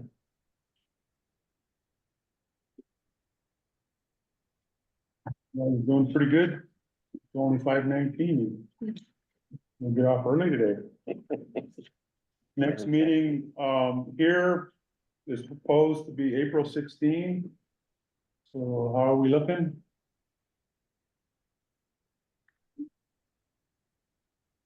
And you said Wednesdays are not gonna work for you? Not for the next 10 weeks. So, at the moment, Ken is unavailable on Wednesdays. I don't know what George's schedule is gonna be. So maybe we need to hear from her as well. So why don't we make this tentative? Well, maybe Ethan, can I get you to send out a email to, after this meeting, an email to the board members and get some feedback on some possible meeting dates, and then let's get something set that way. That'd be all right. Yes, maybe while we have some of you here, we could figure out times that work for you guys, like a number of them, then I could start there. At this point, not Wednesdays, right? Yeah. Okay. We're probably looking at a Tuesday or a Thursday.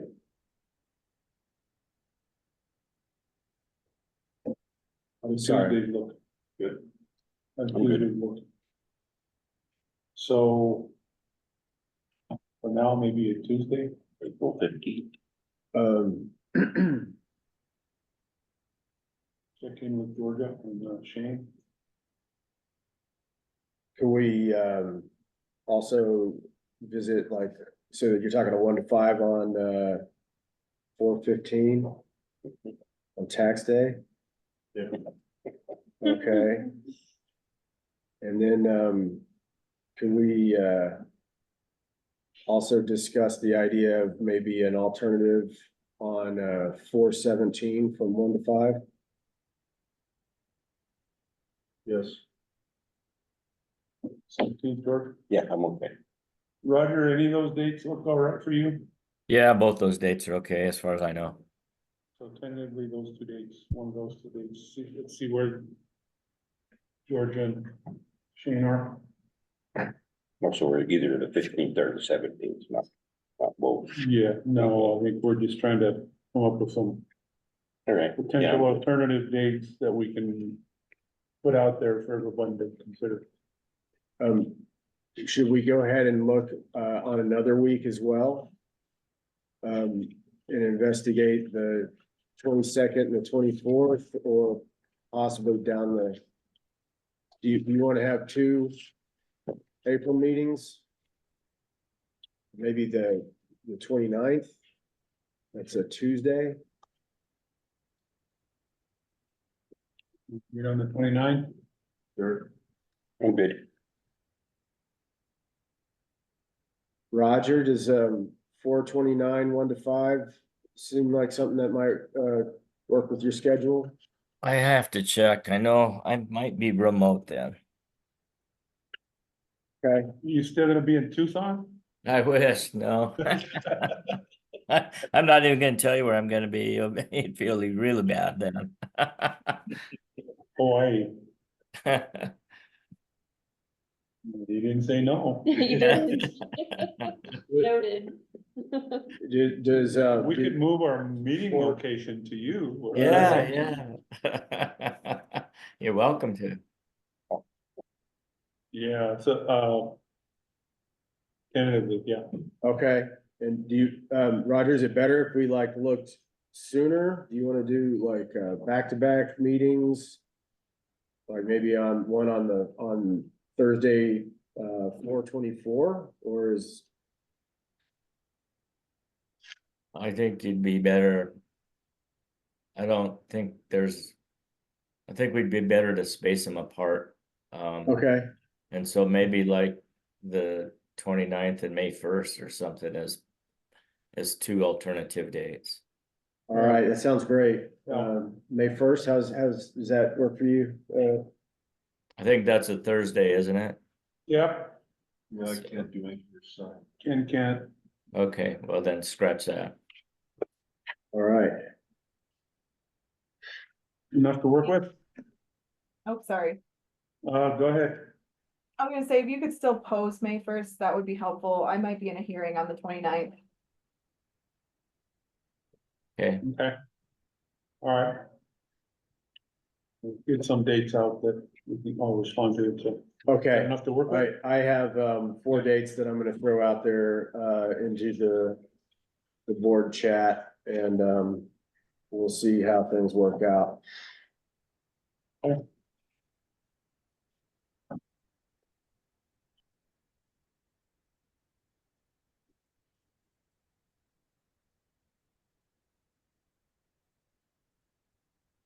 Anything else? No.